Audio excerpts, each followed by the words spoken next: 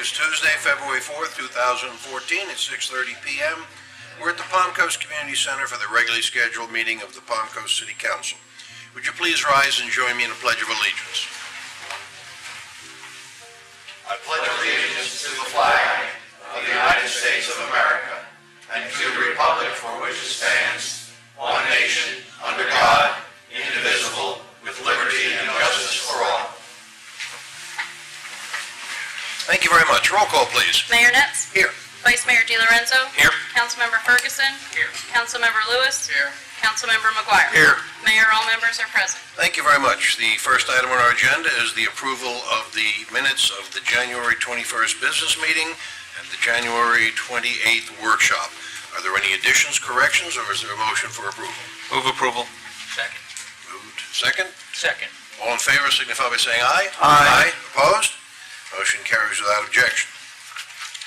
Agenda item number 2, proclamation recognizing future business leaders of America, Phi Beta Lambda Week. Mr. Ferguson.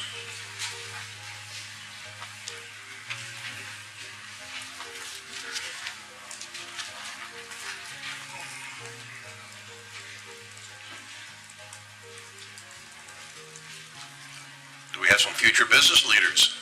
It's always better when there's a recipient to give this proclamation. Whereas, Future Business Leaders of America, Phi Beta Lambda, is a nonprofit educational organization whose first chapter was established in Johnson City, Tennessee in 1942. And whereas this organization has grown over to encompass over 250,000 members nationwide in middle schools, high schools, colleges, universities, career and technical schools, and private business schools. And whereas FBL, and PBL, Thank you. Is the abbreviation for Future Business Leaders of America, Phi Beta Lambda, is a professional business organization dedicated to bringing business and education together in a positive working relationship through innovative leadership and career development programs. And whereas members perform community service activities and strive to build a student's understanding of the realities of the modern business world. And whereas these letters are, I need stronger glasses, FBLA, PBL, teaches middle school, high school, and college students business and leadership principles and assists in the transition from school to work. Now therefore be it proclaimed that the City Council of the City of Palm Coast, Florida, in recognition of the contributions FBLA PBL has made, hereby officially declares February 9th through February 15th, 2014 as Future Business Leaders of America, Phi Beta Lambda Week, dated this 4th day of February 2014, City of Palm Coast, Florida. John Netz, Mayor. congratulations.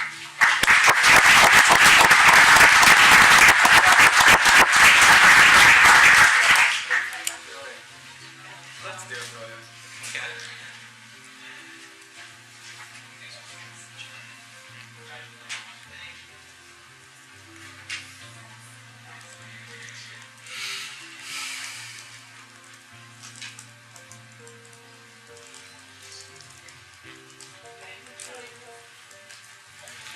Would any of you like to say anything? Okay.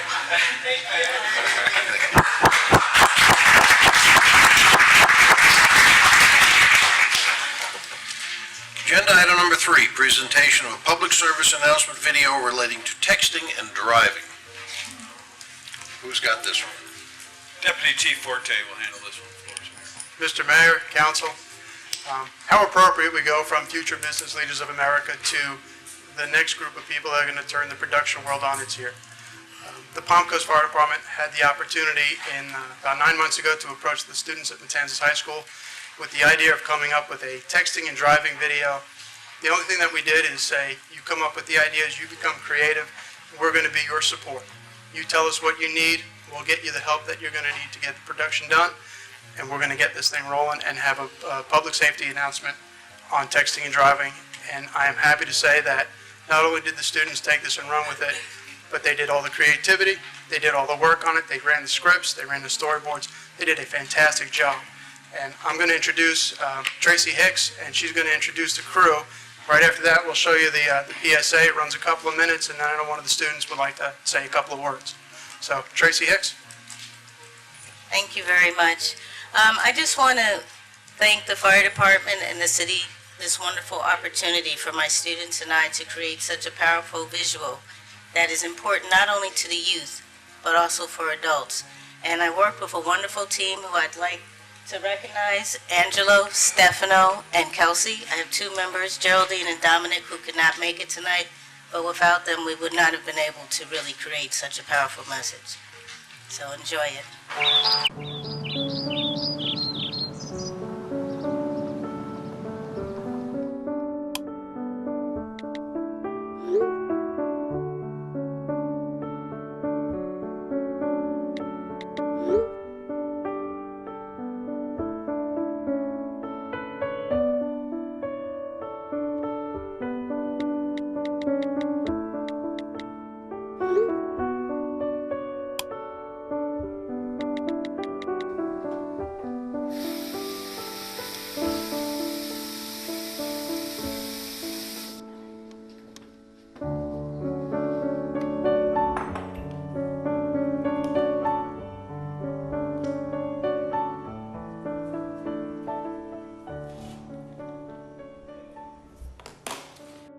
Julie, get up!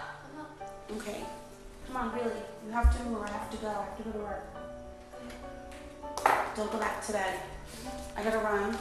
I will see you later. Okay? Here, put this in the sink for me.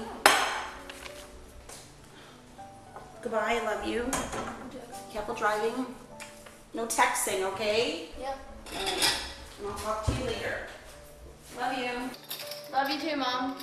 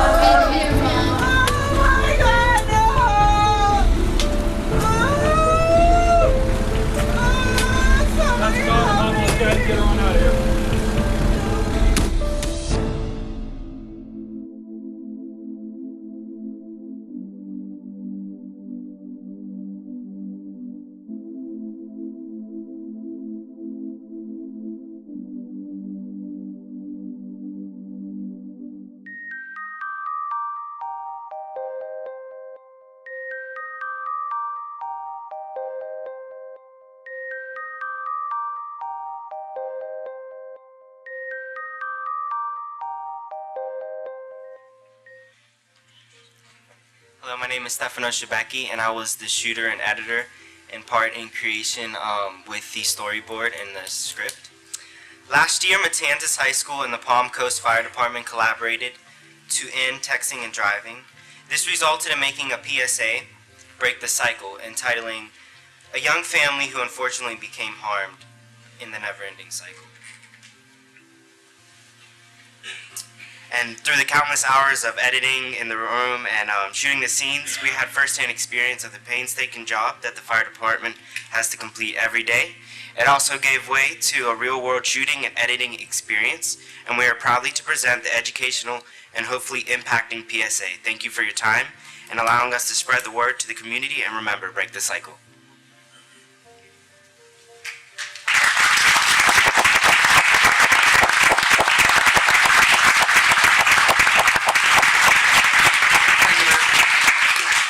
Chief, how do you plan to use that PSA? It's kind of interesting. What we're looking at right now is distributing through YouTube, which has already been done. We're also going to take it back to the school, and the students themselves are going to get paperwork from us. It's going to have all the information on about texting, the YouTube link where they're going to go home, and we're going to ask the students to ask their parents to sign a paper saying they promise not to text and drive. What you find is 50% of the people, the adults, text and drive all the time. The students is a less number. And what we're asking to do, instead of asking the students to sign a contract, we want the parents to sign a contract saying they're not going to do it. Thank you very much. Thank you. Great job.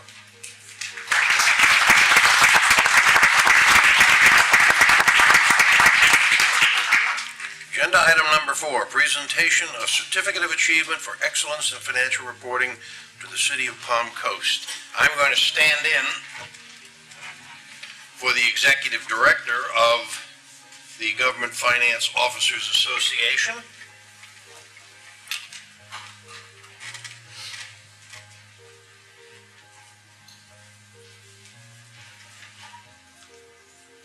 Quinn, you can't come up here. Just a brief note, the Florida Auditor General requires certain minimum reporting from local governments annually, but the City of Palm Coast historically goes above and beyond what is required and produces what's called a comprehensive annual financial report. And this is from the Government Finance Officers Association, Certificate of Achievement for Excellence in Financial Reporting, presented to the City of Palm Coast, Florida, and it's signed by the Executive Director and CEO of the Government Finance Officers Association. Chris, you and your team, congratulations.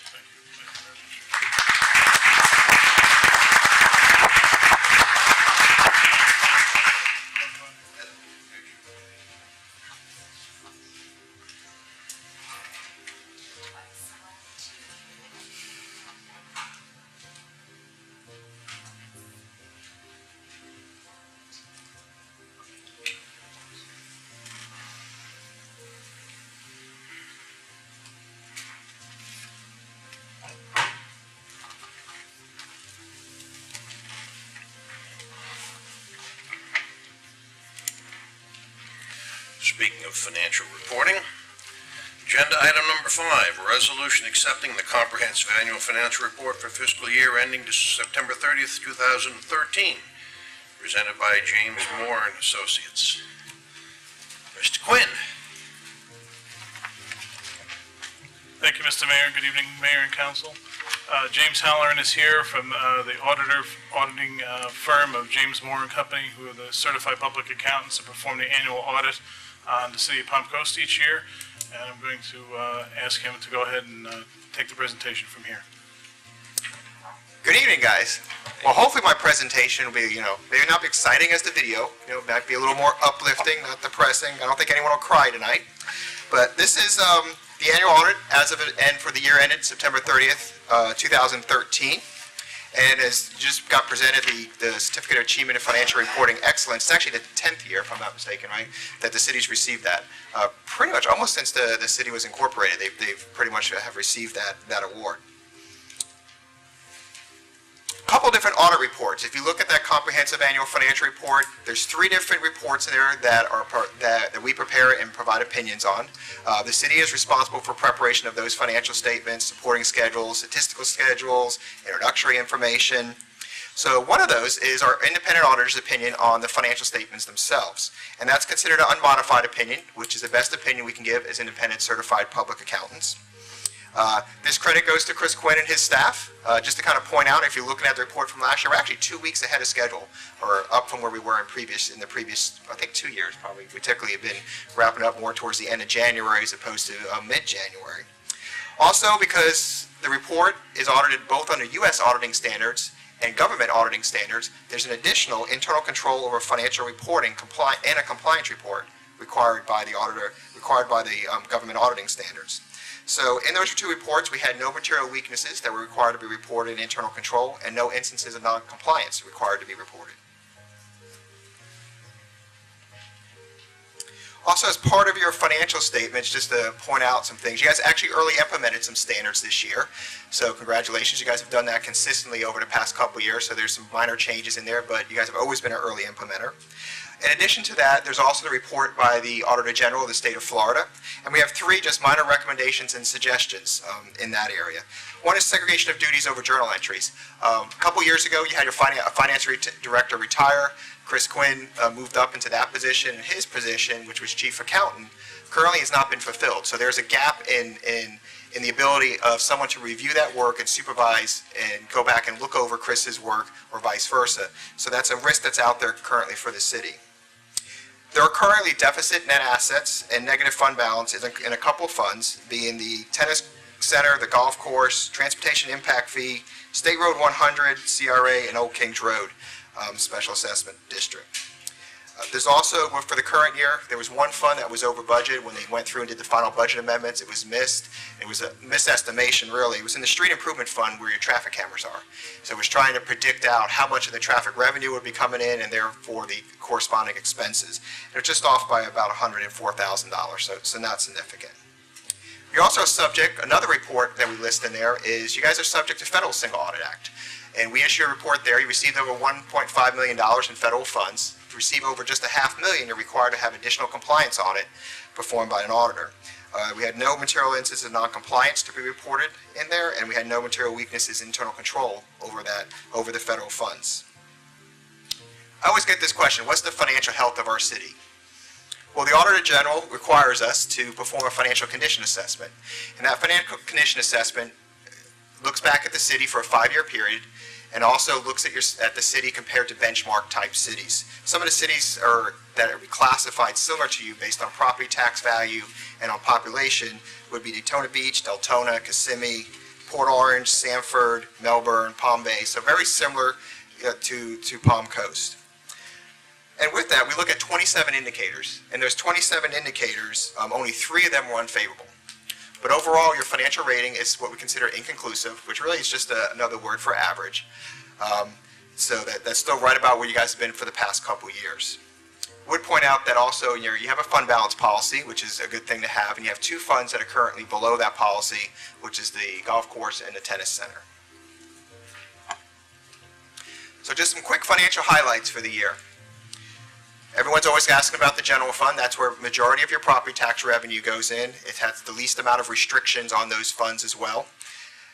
That fund increased by approximately $1.4 million, mainly due to property taxes. In the previous year, you had allocated more of your property taxes.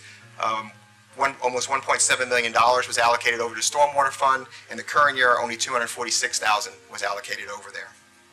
Property taxes as a whole, you have a couple funds that receive property taxes. You might see it's up $183,000, but the important thing to remember is $58,000 of that increase went to the CRA fund. So it's not available for general fund purposes. Remember, you use the rollback rate, and the rest of that increase is really just due to increase in construction. So construction activity, new property values throughout the city. Your other taxes did decrease, and that decrease, if you remember last year, there's a half-cent sales tax in Flagler County.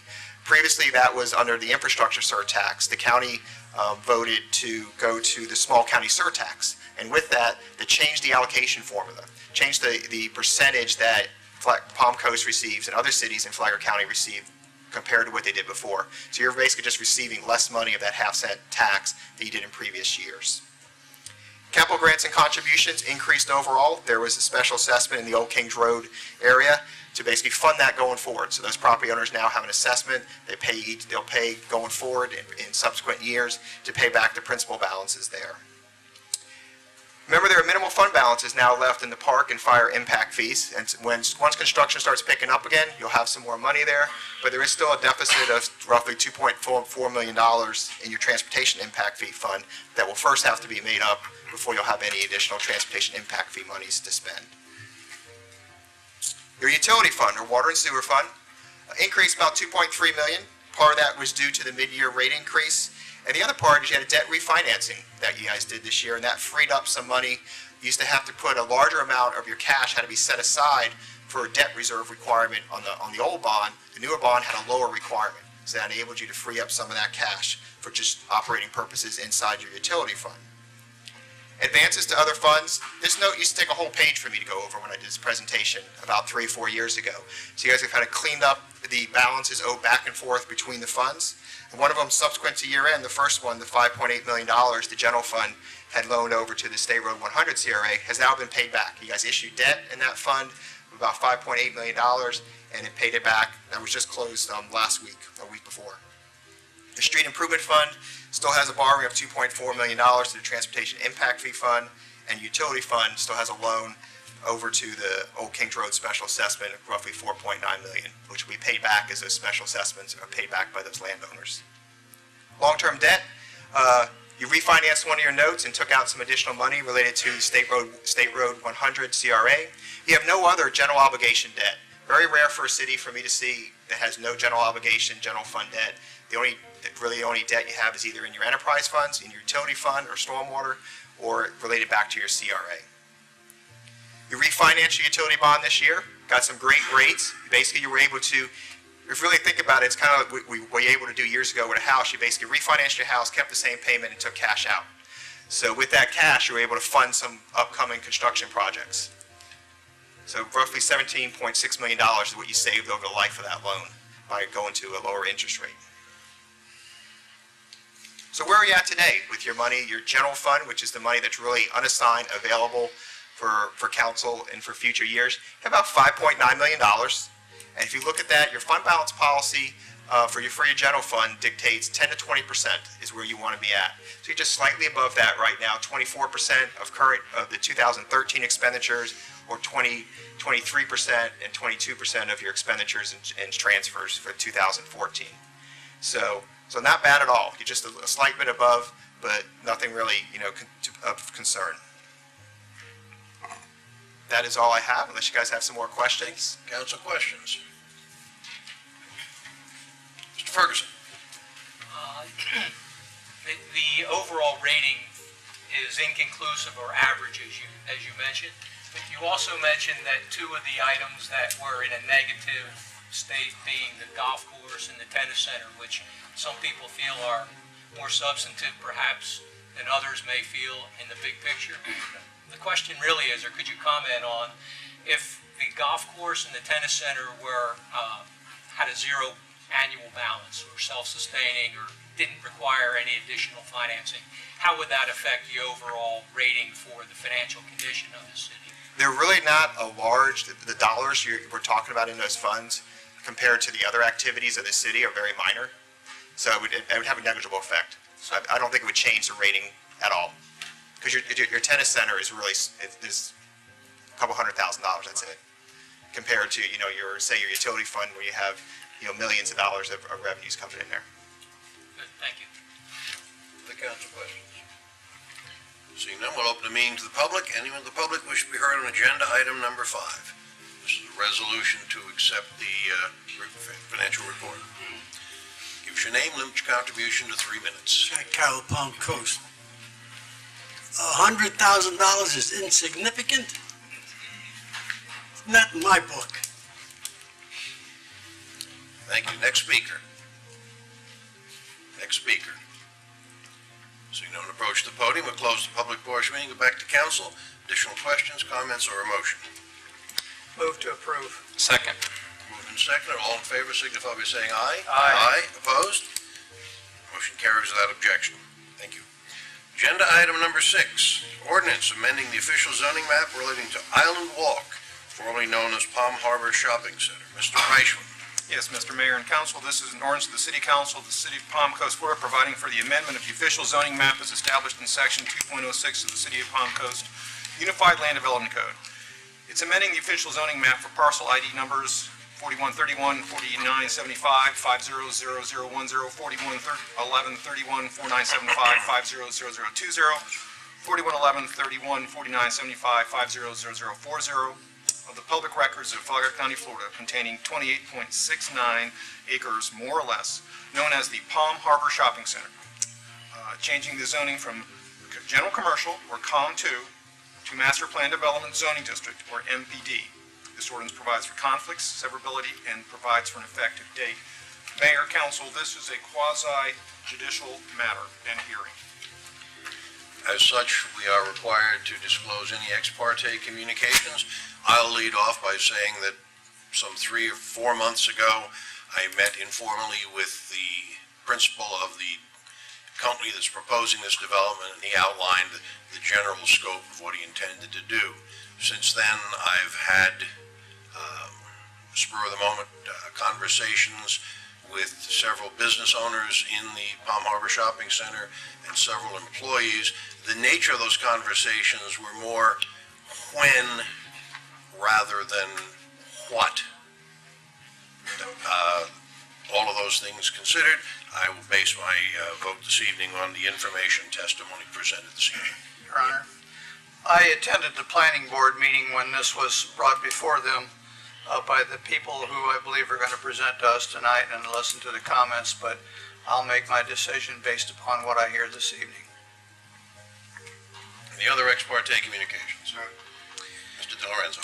I have not met the applicant, but I did meet with some of the current business owners in the Palm Harbor Shopping Center, but I will base my decision on what I hear this evening. Mr. Landon. Mayor, City Council, this is a very exciting project as far as I'm concerned. It's very consistent with our Economic Development Plan, Prosperity 2021. In that plan, we really stress the importance of maintaining our existing neighborhoods and our existing commercial districts. And this is a great example of one of the priorities of City Council, where instead of just focusing on new development, trying to make sure our existing areas, our existing commercial businesses are also maintained at a high quality.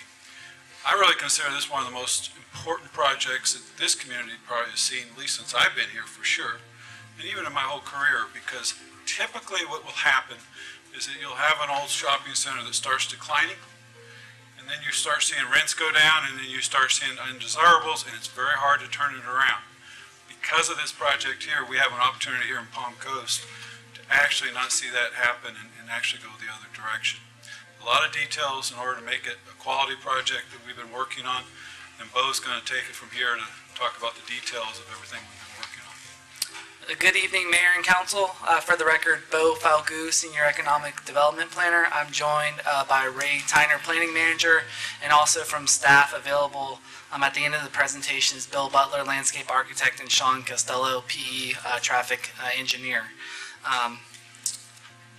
Just as an outline, just based on some of the conversations I've been having with members of the public, the development review process here in Palm Coast and generally the state of Florida.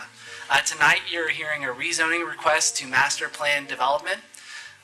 The process basically is, in Florida, you have a comprehensive plan and a future land use, which specifies the general land use and the general intensity and density of the project. This project's future land use is mixed use land use.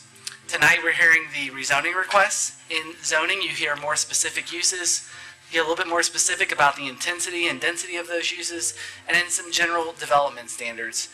Subsequent to a rezoning, of course, you have the site plan where you get real specific about what actually is going to be on the site, dimensions and parking spaces and horizontal infrastructure, and then finally ending with development and building permits. Once again, tonight we're at the rezoning stage, so you will get a little more information than probably used to at a zoning because it's a master plan development.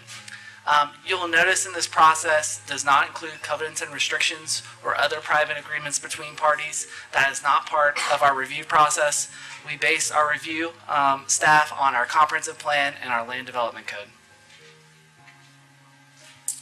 This is a rezoning request to rezone 28.69 acres, commonly known as the Palm Harbor Shopping Center, from general commercial 2 to master plan development, subject to the conditions set forward in the development agreement in your agenda package. Once again, as Mr. Landon indicated, as a young city, this is our first major redevelopment project, and the picture, courtesy of Arthur Dyke as Publix of 1979, it looks about the same as which it did back in that time. The rezoning request includes 3 parcels. I'll point them out. The main shopping center area and 2 parcels here, which is a restaurant here and a vacant parcel here. It does not include parcels under separate ownership, which is the doctor's office and the former bank parcel. That is not part of this rezoning request. The original shopping center was, again, constructed in the late 70s. It was developed under Flagler County zoning.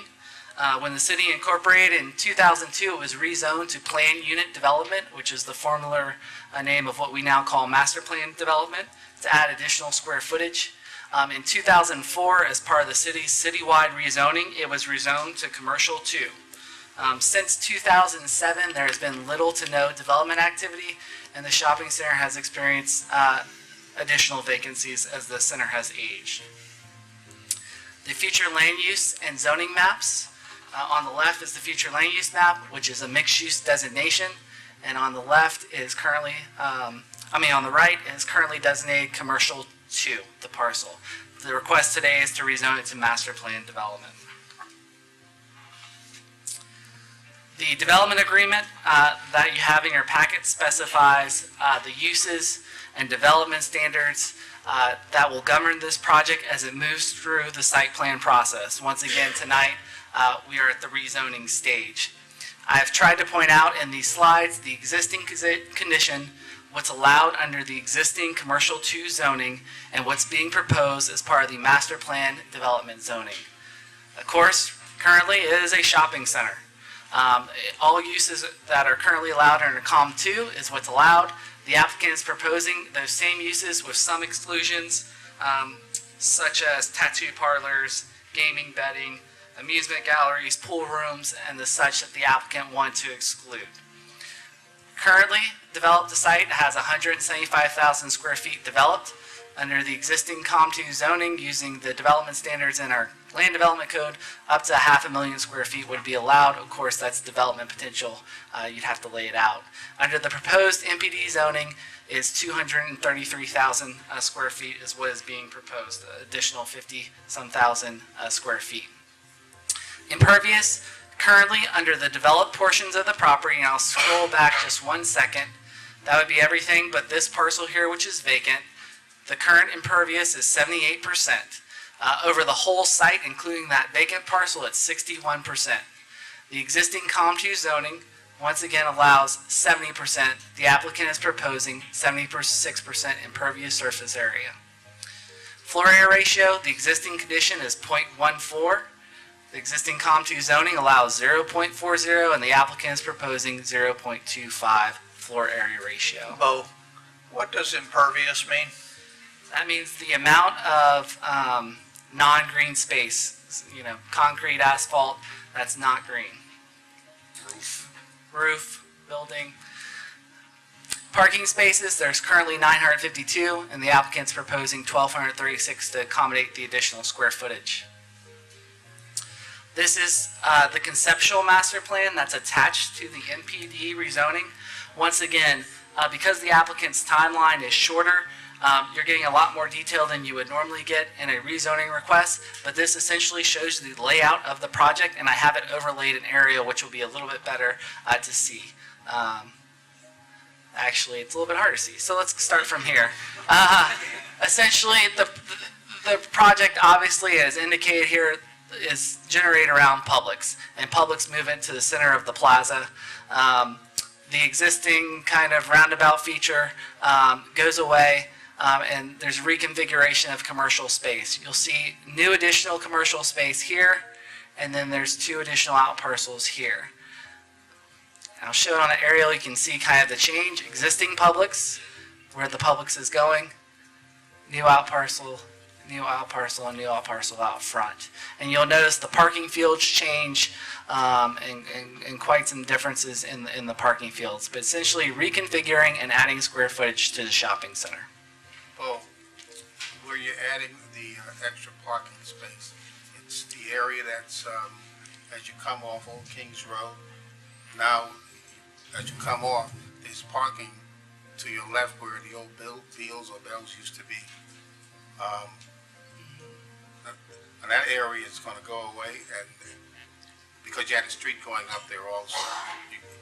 That area is where the new parking is going to be, and those buildings are going to be torn down. These buildings, and Ray, correct me if I'm wrong, will be remodeled. You'll see the parking field expand a little bit to serve the new facilities here, but a lot of this parking is actually existing. You'll see the parking here is overlaid there. Well, the street that comes off of Old Kings Road that goes up alongside those buildings, where's This street here, sir?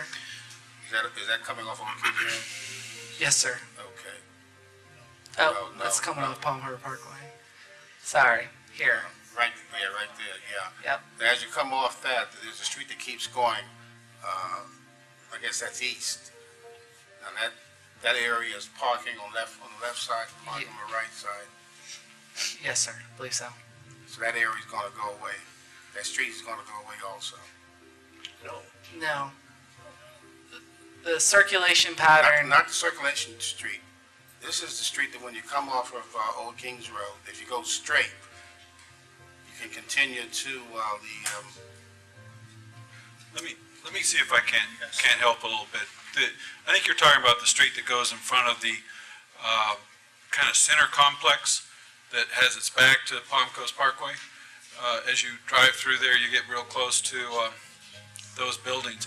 That center complex is being demolished and it's going away altogether and is turning into primarily parking. That's what I'm asking. Yes, yes, that is where majority of your, yes, Bo, right there is where majority of your additional parking is. It's not really additional hard surface because currently it's buildings. But that is obviously one of the challenges in the center as to how those buildings block the view of many of the other retailers. So that is where most of the additional parking is, and some of the circulation will change as a result of that, but the main kind of loop road that's inside the parking that you can have access to the banks, et cetera, will still be maintained. Once again, the rezoning does specify development standards, and I wanted to share some of those setbacks and the differences between what's currently allowed under the existing COM2 zoning and what's being proposed by the applicant under the MPD zoning. Once again, floor area ratio already covered. Building height, 50 feet allowed under COM2. Applicant is lowered to 45, and you'll see the setbacks here from the different roadways, and we've also pointed out from the rear property line arbor trace and those minimums and what the applicant is proposing as part of the rezoning. Okay. On the next few slides, I covered some of the development standards that staff spent a lot of time with the applicant working through because we knew there were going to be concerns in the community, one being transportation. The applicant did provide a traffic study that demonstrates no adverse impacts to surrounding roadways.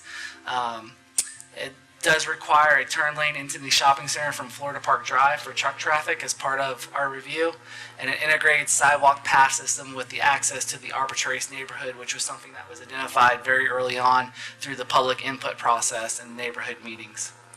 It also specifies that the applicant at least include 3 pedestrian amenities and specifies the parking standards for the center, especially in the Publix area. Could you explain pedestrian amenities, please? Sure. Our MPD standards require a minimum of 2 pedestrian amenities. Those would be areas where you can gather benches, and things like that. So, and the applicant's committed to at least providing at least 3 through the center. Oh, the traffic study that you referred to, when was that traffic study done? Initially done several weeks ago, months ago even. It was refined over the last couple weeks, but just to true it up, because once again, the applicant's on a expedited timeline, and I'm assuming he'll be submitting a site plan shortly after the MPD is considered by City Council. On the arbor trace, you mentioned the arbor trace. The entrance now, will that change coming into the shopping plaza? Or will it remain the same?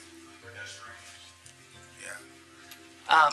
I believe the entrance stays the same, but there'll be an improvement because there won't be as much traffic since the kind of circulation patterns changing here with the additional buildings and cutting off that vehicular Mr. Lewis, access. they're actually going to make some improvements to that area once they lay it out. Because right now you have pedestrians coming right where their loading zone is, so they're gonna make some good improvements for that for the citizens to walk to the shopping area. Okay. One of the things we looked at was the truck loading areas in relation to providing screening and noise reduction strategies.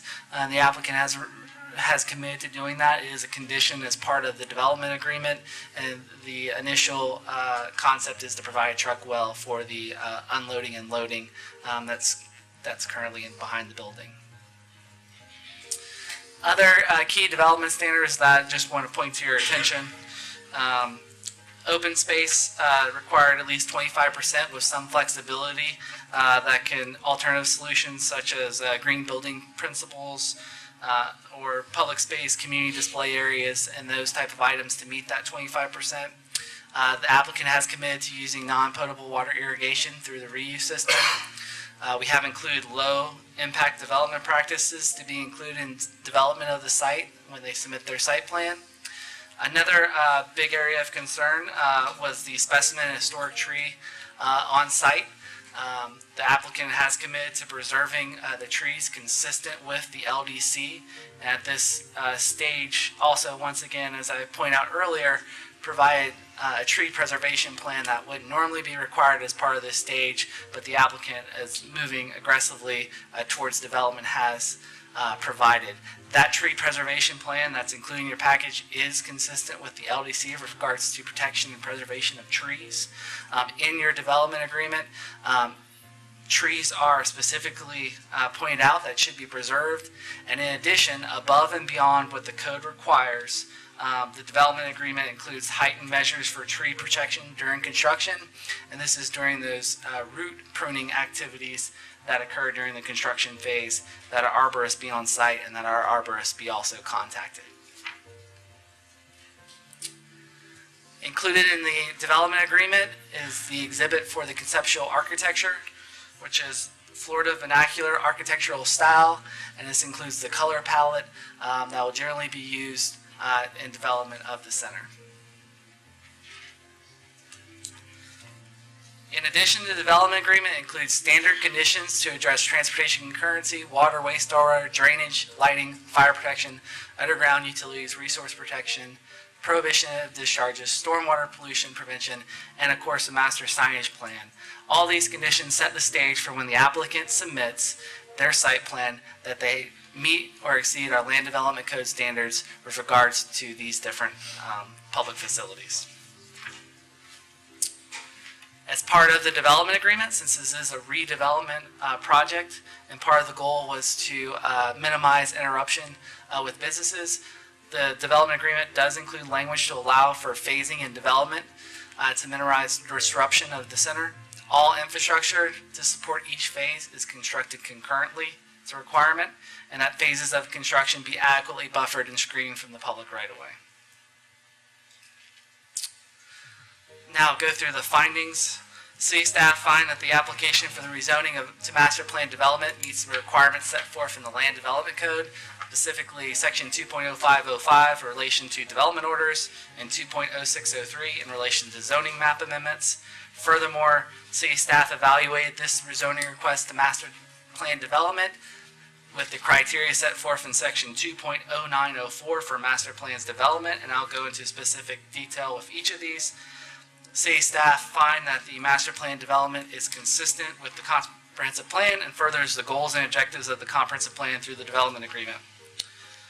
City staff also find that it's consistent with the Land Development Code because it establishes an overall project land use, intensity, density, and location subject to refinements and additional site development planning in the site plan process.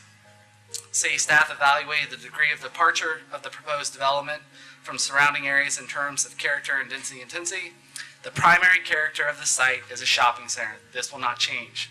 Staff is recommending conditions with the development agreement to address water quality, tree preservation and protection, architectural style, reduction in open space, increase in impervious area, increase in parking and drive aisle width, and screening and noise reduction for truck loading and traffic and pedestrian circulation. City staff evaluated the compatibility with the development and the relationship with the surrounding neighborhoods. Relocation of the existing grocery store tenant to a central position in the shopping center will enhance the visibility within the center. The grocery store tenant is the primary anchor and will have the most frequent visitors. The development agreement includes conditions that address public facilities and transportation and pedestrian interconnectivity. City staff evaluated adequate public facilities and found that the conditions within the master plan development agreement ensure that adequate public facilities will be available at the time of development. Sorry, a few more. City staff evaluate the feasibility and compatibility of development phases to stand as independent developments.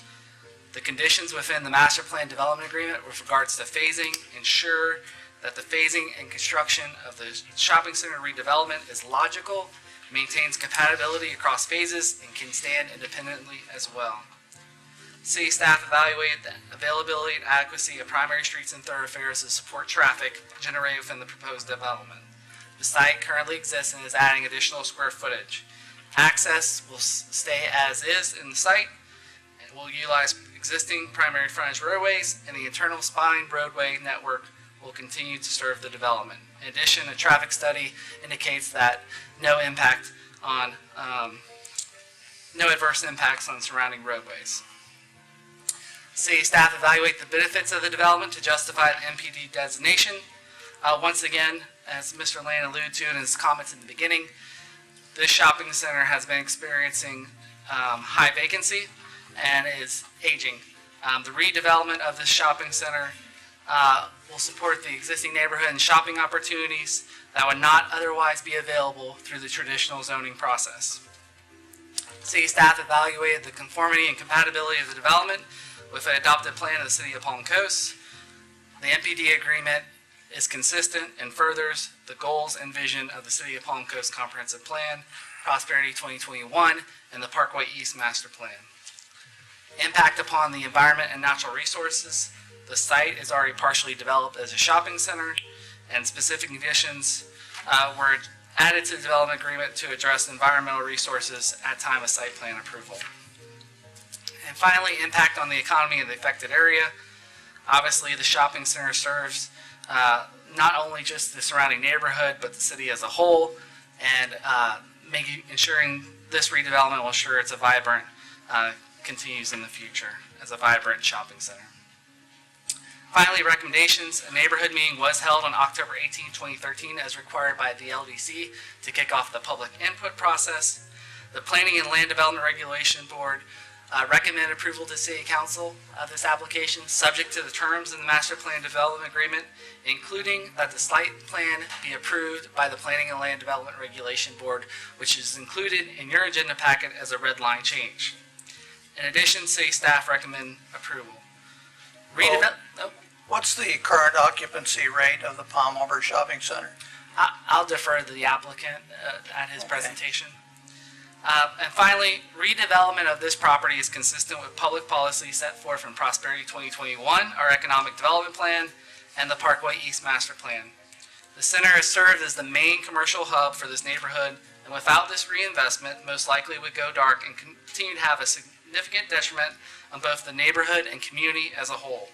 The rezoning allows for the redevelopment of the site in a timely fashion to ensure the main anchor tenant, Publix, stays in the center, improves certain negative conditions such as circulation, parking, and building facades, and is consistent with our tree preservation and protection standards for our community as a tree city. The development order conditions ensure that subsequent applications, which would be the site plan, development, and building permits, meet our comprehensive plan, our land development code, and further our vision for this neighborhood and this community. And that concludes our presentation as staff. I believe the applicant has a presentation as well, Mayor. Before the applicant makes his presentation, are there any council questions for Mr. Falgout? You want to wait till you hear the whole package? That's good. Okay.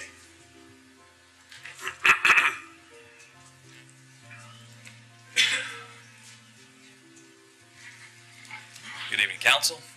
Michael Schimento, Sales Dwyer. We're representing the applicant.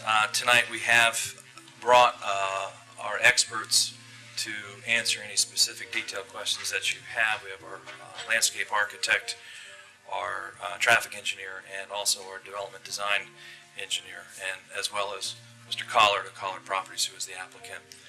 We started this project approximately 11 months ago with city staff, and obviously they had a lot of concerns both for the success of this but also how the redevelopment looked. And I guess it was about October we had the town hall meeting over at the university, and we probably had 70 or 80 people come, and Mr. Collard did a presentation, and it was very helpful because I think it clarified the community's issues that staff had already discussed. I know Bo had gone through most of this stuff, but I do want to draw to your attention a few of the things, not only for the people who are here tonight, but many of the residents of Palm Coast and the store owners who had addressed their concerns to Mr. Collard and staff. The first, obviously, was Arbor Trace. We've been in discussion not only with Arbor Trace's president, keeping them appraised of where we're at, but also Jennifer Engel was here last time, who lives there, and I know she's in the audience tonight. But Arbor Trace is the development, the residential development that abuts the existing plaza. Right now, Arbor Trace does have access through the wall. They have a wall to come into the back area of the shopping plaza. And if you know the back of the shopping plaza, right now there's a significant amount of parking, a lot of storage, but also what we found is that there's a lot of cut-through traffic from Florida Park Drive to Old Kings Road. Well, part of our development plan wanted to make it safer for the Arbor Trace residents to use this as a pedestrian-friendly commercial plaza. And so what we've done is we have added, or we've removed a significant amount of the parking in the rear of it. We are going to take some steps to eliminate or prohibit cut-through traffic. And lastly, again, we're providing them with an enhanced pedestrian access through the development along the existing, I guess this is a dentist office over here in this area here. So we're working with them to try to help prevent or to promote the pedestrian access to this. In addition to that, we've been with staff talking about how the relationship between the commercial area and the condominium development relates. And so, Bo, if you could put the landscape plan on there, please. I think it was your slides or no? It was an exhibit to the MPD. Yeah, the next one then. And so what we've done is we have some existing trees here. We're going to take some efforts to try to preserve these trees, but given where they've grown up over time and the loading dock areas, the arborist and I think Mr. Butler are concerned whether they'll survive. So what we've done is we've gone back and we've done a significant amount of plantings along this edge of shade trees and palm trees to sort of eliminate some of the noise, but also taking into account lighting issues that affect a residential development next to a commercial.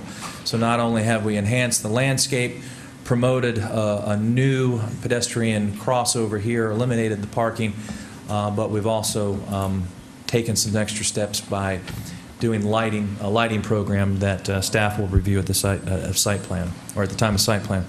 So I did want to draw to you all's attention what we're doing to enhance the compatibility between the existing two uses, because again, if you go back there today, there's really not a lot of artistry that goes between the two of them, and I think it's an improvement. Another thing that we had talked about that we heard from the public was Palm Coast Parkway, or not Palm Coast, Florida Park Drive, and the issues with Florida Park Drive. We all know that Florida Park Drive is a two-lane road that goes through the residential area, and it's frustrating, I'm sure, to some of the residents, as we've heard, not only with the amount of traffic, but the ingress, egress of this development along that area. So we went back and we worked with the city staff to talk about how do we improve the residents in the Florida Park Drive areas access to this development, and we added a turn lane on the site plan. So when you're coming northbound on Florida Park Drive, right now there is not a turn lane, so there tends to be some stacking that goes along that is kind of frustrating. It doesn't affect the level of service, but it's just the consumer friendliness of it. So we've added a turn lane, a left turn lane into the plaza that will assist traffic accessing that and hopefully allow people heading into the residential portions of the F section to not have to stop all the time if someone's taking a left-hand turn lane in there.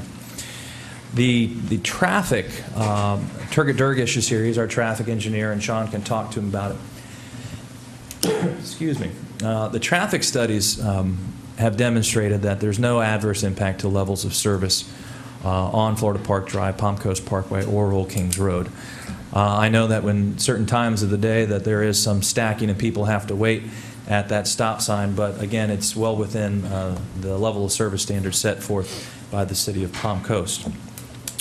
As it relates to traffic on Palm Coast Parkway, can you go to the the overall site plan? Yeah, right there.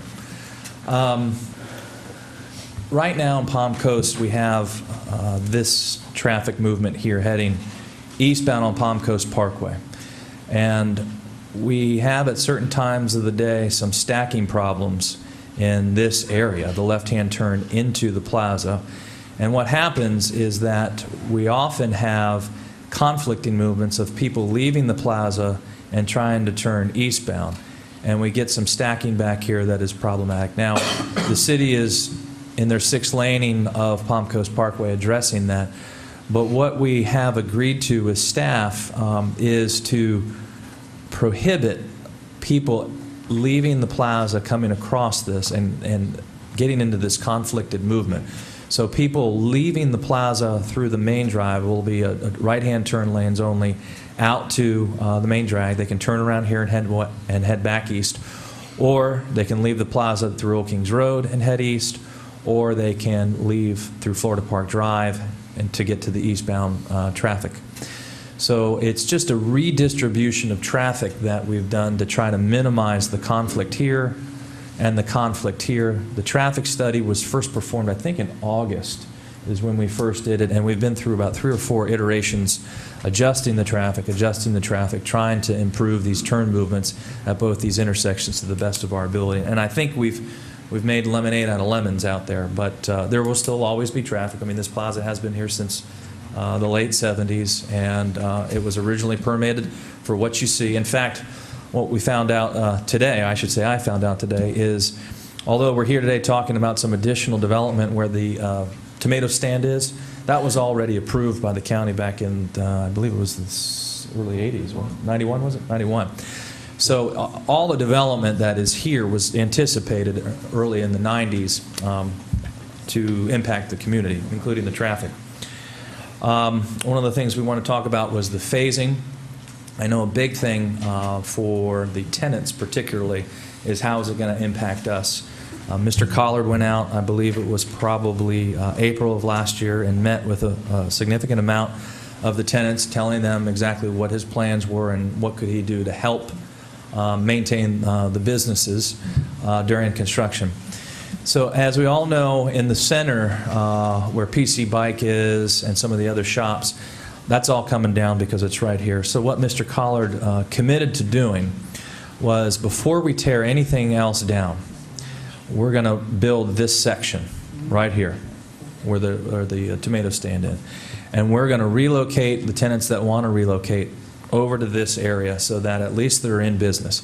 So the first phase of the construction will be to develop the new stores along the western boundary, relocate the tenants there, probably do some improvements in this area, and then we'll be tearing down this whole section right in here, building the Publix, building the new shops here, building the shops here, because by September of 2015, we're obligated to move Publix from this store to this store. And one of the things that you've heard over the last few weeks is the timeline that this thing is on. And to be very transparent, one of the problems that we have, or not really problems, but the challenges we have, is we have to move Publix from this store to this store by probably about September of 15, because after that they have what they kind of call a blackout date, and they won't move from October till probably about February of 2016. So staff has worked with us to try to get this moving quickly, and we still have a site plan process to go through that'll really, this plan will not change, but what site plan does is it shows where all the pipes and the engineering and the underground water lines are going to go, but the plan will not change. So that's the second phase, and then the third phase, the last phase, is once Publix moves out, depending upon the tenant that comes into the old Publix, we'll redevelop that area. The last part is that we're also creating, in the area where there's existing parking in this general vicinity here, we're moving some of the parking back and creating 2 out parcels for banks, restaurants, maybe a macaroni grill, you just never know. So hopefully we can get that all done by the fall of 2015. The last thing we heard, and it's consistent throughout the community, Bo touched on, is trees. And again, the plaza was 1979, so as we all know, the trees that are in the existing islands are significant and are beautiful. What is not typically done in this rezoning process is the level of detail that the developer, Mr. Collard, and staff went through on looking at every single tree on the property. I don't know if you recall, some time ago there was some article published about bands around the trees in the Publix parking lot that were coming down. Well, that was just kind of miscommunication or lack of information by whoever had said that. And what that was is we actually went out there and surveyed every tree with a certified arborist, looking at not only where the tree's location, its diameter, but the health of it. So I can tell you today that every tree on the entire development has been looked at by your staff and our landscape architects, 2 of them, and an arborist to determine the viability of them, how they have to stay, and then how we can incorporate the present design around those trees. And I'll give you an example. In this area by the old Bells, there's an incredible tree that sits over there. It's almost 2 trunks, Bill, is that correct? And it's probably about 20-something inches in diameter. Well, we have redesigned this area to accommodate that tree. Also, as part of the tree preservation process, we'll be doing literally hand removal of asphalt around the trees, trying to not impact the roots before we go in there and start doing any impacts to the site. Our arborist, your arborist, will be on site looking at each tree and how we do that to make sure that we are preserving as many trees as we possibly can. There are some trees that will come down that just don't fit, but I would tell you that right now the MPD that we've committed to, the tree preservation plan that we're committed to, exceeds the city standards by a few percentage points, if I recall. There has been some discussion about trees that come down, that it'll be torn down. And again, I just want to remind you that it's not true. And we have committed ourselves to which trees will stay, what trees will be improved, which trees will be protected, every tree on site. There was a discussion about impervious that I do want to draw your attention to it because it has raised some comments in the public. And the existing plaza, as it's developed, is at 78% impervious. The out parcel to the west where the tomato stand is undeveloped, so it's 0 impervious. So when you average them to, all of the land within there ends up at 70 or 61%, I believe. But what we've done, and I think it's a result of not only the pressure for open space and the preservation for trees, in this area here, we're actually creating more impervious area because we're saving so many trees out there. So this discussion about increased impervious is comparing apples to oranges, and I just want you all to be aware that over the year that we've been through this has been a significant point of discussion of how we keep pushing the open space area and the pervious area. The last thing I do want to draw to your attention, Ray, if you could put that on, was some emails that were flying around in the last few days about the problems with this development. I assume that you all have seen them. I know a lot of people have sent them to me knowing that I was involved in the development, and I do know that some people are here to talk, hopefully positively, about this. Nothing? Michael, you're using old technology that we don't know how to use anymore. Well, it was an email flying. I torn off the top because I didn't want to disclose who had sent that to me, but it was an email talking about, the Palm Harbor Shopping Plaza, and I'll just read to you all the 1, 2, 3, 4, 5 points that this individual wrote that I wanted to clarify for you. The first part is the writer had talked about, and he says, quote, all of the required setbacks are being reduced. And that's just not true. Mr. Falgout had put up a chart for you all actually showing you how the setbacks on the property are being exceeded, particularly those areas when a commercial development butts up against a condominium parcel. It's 10 feet, and I think we're at 25 or 30 feet. So the allegations that all required setbacks are being reduced is just not accurate. There was another one in this individual's letter that has been circling around that says additional drainage to handle the increased density. This project was approved in 1979 for the full development of, we're okay. For the full development, as I explained to you. All the drainage that is necessary, all the stormwater that is necessary to accommodate this project is already there. We have to go through the St. John's Water Management District permit modification process that we've already started, and there is no drainage issue on this project. It's already there. It accommodates the full development, so I wanted to draw that to your attention. The individual said that Florida Park Drive, in all caps, cannot handle the additional truck traffic or through traffic that this will entail. Again, that's just not true.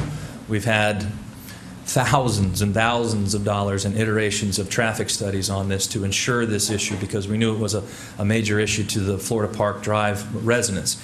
And I can assure you that your staff, our experts, all have looked at this, and there are no adverse impacts to the level of service on Florida Park Drive this round. There may be a few more trips out there because we're going to add a little bit more square footage, and we hope to rejuvenate the plaza so that there's more people going, but it's not an adverse impact, and the roads were designed to accommodate it.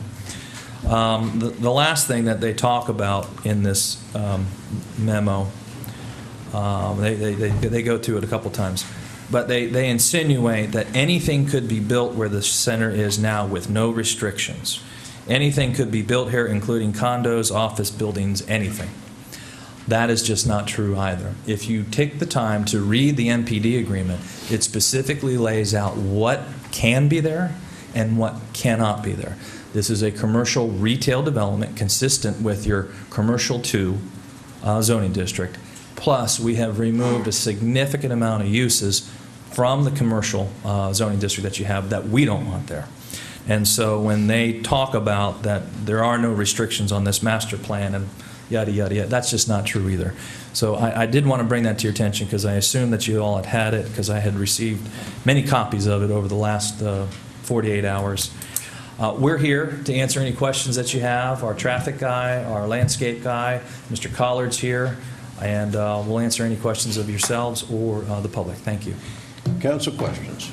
I know I have several. Mr. Lewis, you want to go first? Well, let me just ask Bo a couple of things. In the agreement itself. Thank you. Let's see, in the agreement, let me find it, okay. I know the plan, the planning board have looked at this and they made comments, and I don't know what the comments were. I mean, you do reference the fact that they did have some comments to make, so I hope I'm not making the same comments again. But in reading the agreement itself, approval of the master plan development and the conceptual plan, site plan approval and development review process, I noticed there were changes, but the changes are not consistent, and that's my concern. That's my question. Okay. During the planning board discussion of the item, and they discussed several points such as transportation, the tree protection plan. One of the planning board discussions outlined in the master plan development agreement for the rezoning is the process that the applicant would have to undergo in order to get site plan approval. The planning board, in their vote 6-1, recommended that initially the master plan development agreement was written that the land use administrator, which is your city staff, would approve the site plan. The planning board recommended that the planning board actually be the approval of the site plan. And so that change you will see on page 6, agenda page 93, in strike through underline, that the site plan shall be approved by the Planning and Land Development Regulation Board prior to any further development order. So as written in your agenda package this evening, with the strike through and underline for your consideration, is that the Planning and Land Development Regulation Board would be the approval of the site plan. And with respect to the construction plans, I think you have that the land administrator or his designee, the planning board has nothing to do with the construction plans? Yes, the technical, and maybe Ray can help me out with this, but the technical site plan, you know, the pipes and the engineered drawings, as typical of any project in Palm Coast, is a staff level review because it's technical in nature. The actual site layout, consistent with what you see as the conceptual site plan, would be what would go back before planning board. As written currently. That's correct. What they recommended, Mr. Lewis, was that they see the site plan to make a final decision or vote on the site plan. Okay. At parking, existing parking in some of our plazas are, well, we can't enforce any of those parking rules that we have, even though we post don't do this and don't do that. But we have one-way traffic and we have two-way traffic. And we have many people currently going up these one-way traffic lanes. Is it necessary to have a two-way traffic lane in this development for more control? Because we can't enforce any of these. Bring the site plan up. I'm not going to render. I won't talk about Ray's opinion, but I just want to make clear as to what was proposed. Publix has about 1,100 stores, and they have a parking program that they adopt. We have it in Town Center, we have it in Flagler Beach at those plazas, and it's the same one here. What they do is they add 2 feet. It's not two-way. It's one way, but they add 2 feet to both sides. Is it 22 feet? 22 feet. So that what they found is that when people in the back of their cars loading traffic, they have the people standing in the middle of it, and they have their carts. So Publix throughout the country or throughout the Southeast has this program. So it's not two-way, it's one way. They're just a little wider. What we've done to address that concern is when we actually go out there for development, we will be putting up demarcations at the entrances that this is one-way only. Sometimes you don't see that, and we're going to do some other architectural features right there where the car would go into the aisle to kind of give the effect that it's narrower. So we're kind of pinching that entryway. But it's not two-way, it's one-way. It's just a little bit wider to accommodate trunk loading in the back of Okay, well, SUVs and things like that. Yes, sir. Well, your agreement has two ways, that's why I mentioned that. And that, Let me try to clarify. The angle parking, which is what Publix requires, Correct. is a one-way. The 90-degree parking will be two-way, as I understand it. Yes, sir. That's correct. So it's a combination of both of those, and primarily to accommodate Publix requirement for their parking. Mr. Lewis, the two-way will be in this area here and in some of these areas here, but Publix is all one way up, one way down at their angled parking. well, as long as it's one way up and one way down, that's great, but just remember, you can't enforce any of this when people are driving. Okay, let me just go through agreement. All right, we'll cover the trees. Section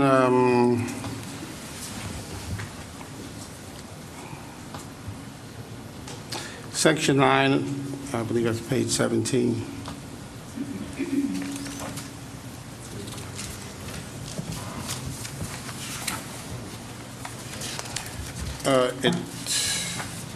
Again, it's just understanding who you're talking about, the planning board, or you're talking about the land administrator, who's that, and here it's not, it says the applicant shall provide the land use administrator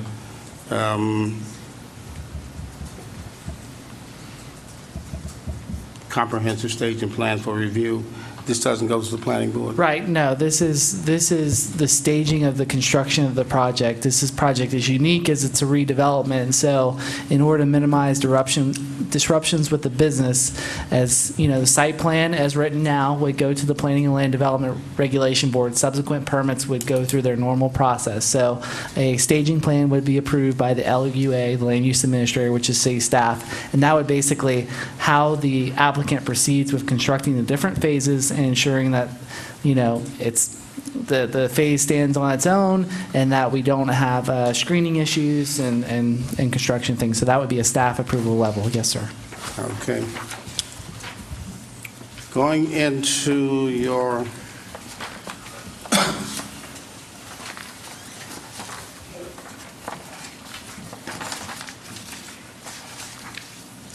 findings.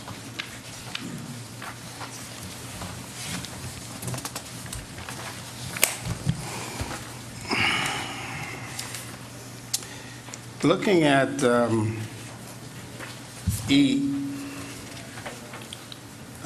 staff findings, all local, state, and such, and at the end it says, maybe just how you use the word shall comply or apply. Could you look at that that sentence? Bill, where are you, please? On page 4 of 8 of the staff findings. In the back, yeah, okay. And your question is? All local, state, and federal laws, statutes, ordinances, regulation, or codes applicable to the uses within the proposed master plan development shall comply. Appears to be bad grammar. I can correct that. Should state all other local, state, federal laws, statutes, ordinance, regulations, or codes, applicable to the uses shall comply within this proposed. I think the shall comply needs to be restated. The development shall comply Right. with. In on page 5 of 8, could you explain what the cultural resource assessment is?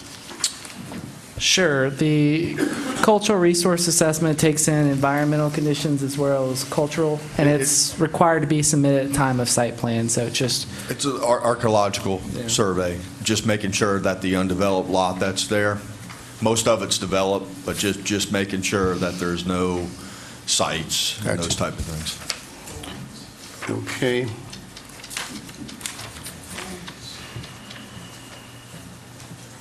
And just to follow up, that is a condition of the development agreement, Mr. Lewis.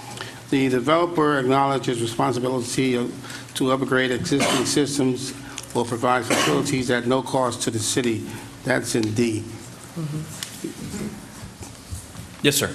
Absolutely. Okay. Staff wouldn't have it any other way. Okay. You reference European Village in your staff findings as to changes in circumstances or conditions affecting the area, and you reference the European Village and some others as examples of growth of other shopping areas.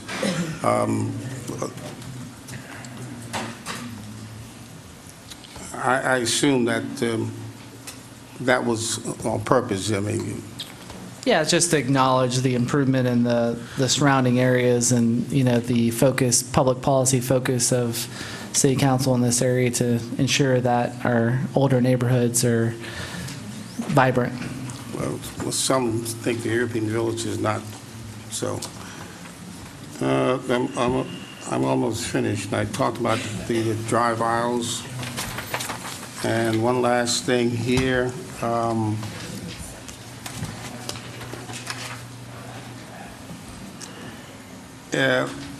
the last page, K, the recommendation, the Planning, Land, and Development Regulation Board recommend approval to the City Council of application subject to the conditions in the Master Development Plan.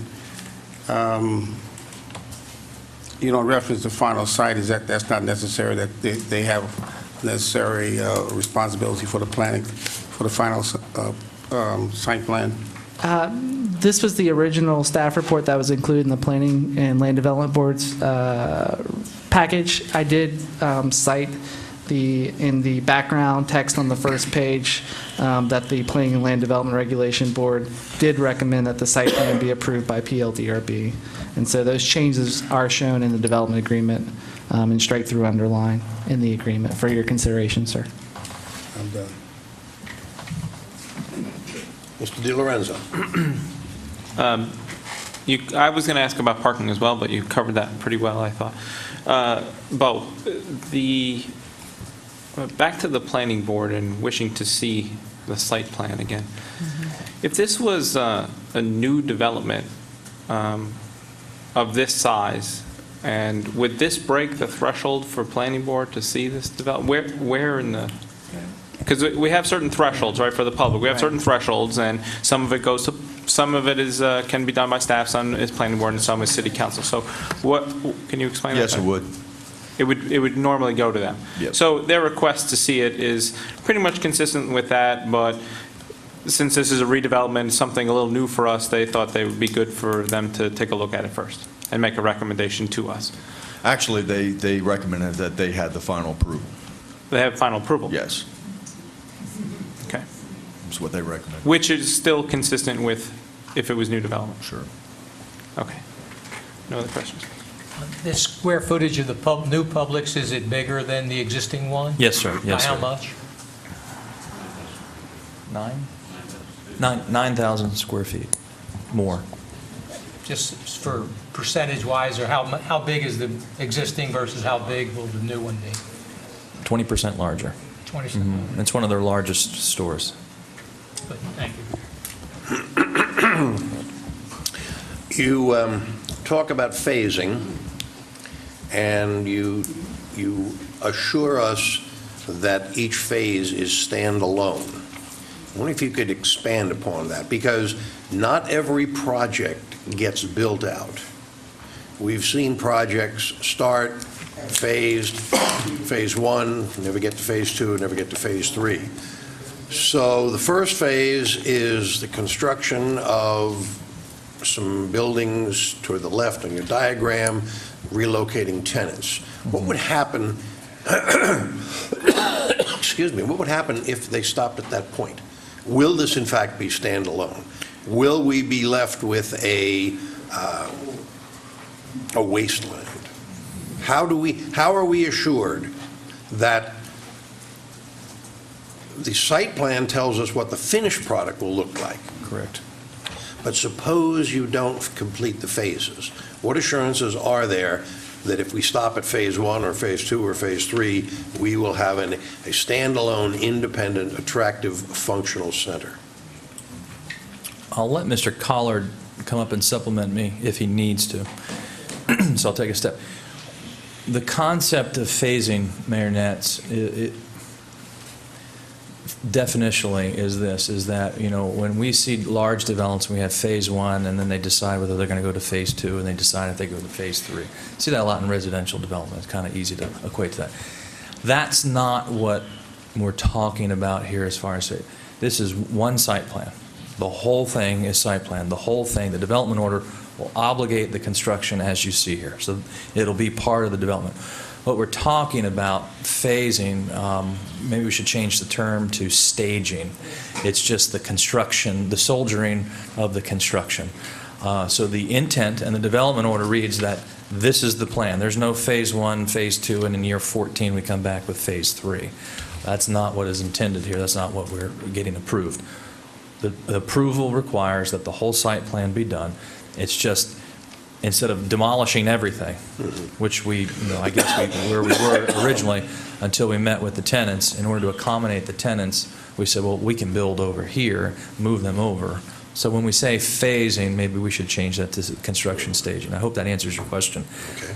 But to say that a developer couldn't abandon construction, given what we saw in the last 8 years, it is possible, I assume. Going to the issue of impervious to pervious surface, current project 78% for what's built out. Yes, sir. But there is the tomato stand area that is not developed at all, and therefore when you average them together, you get.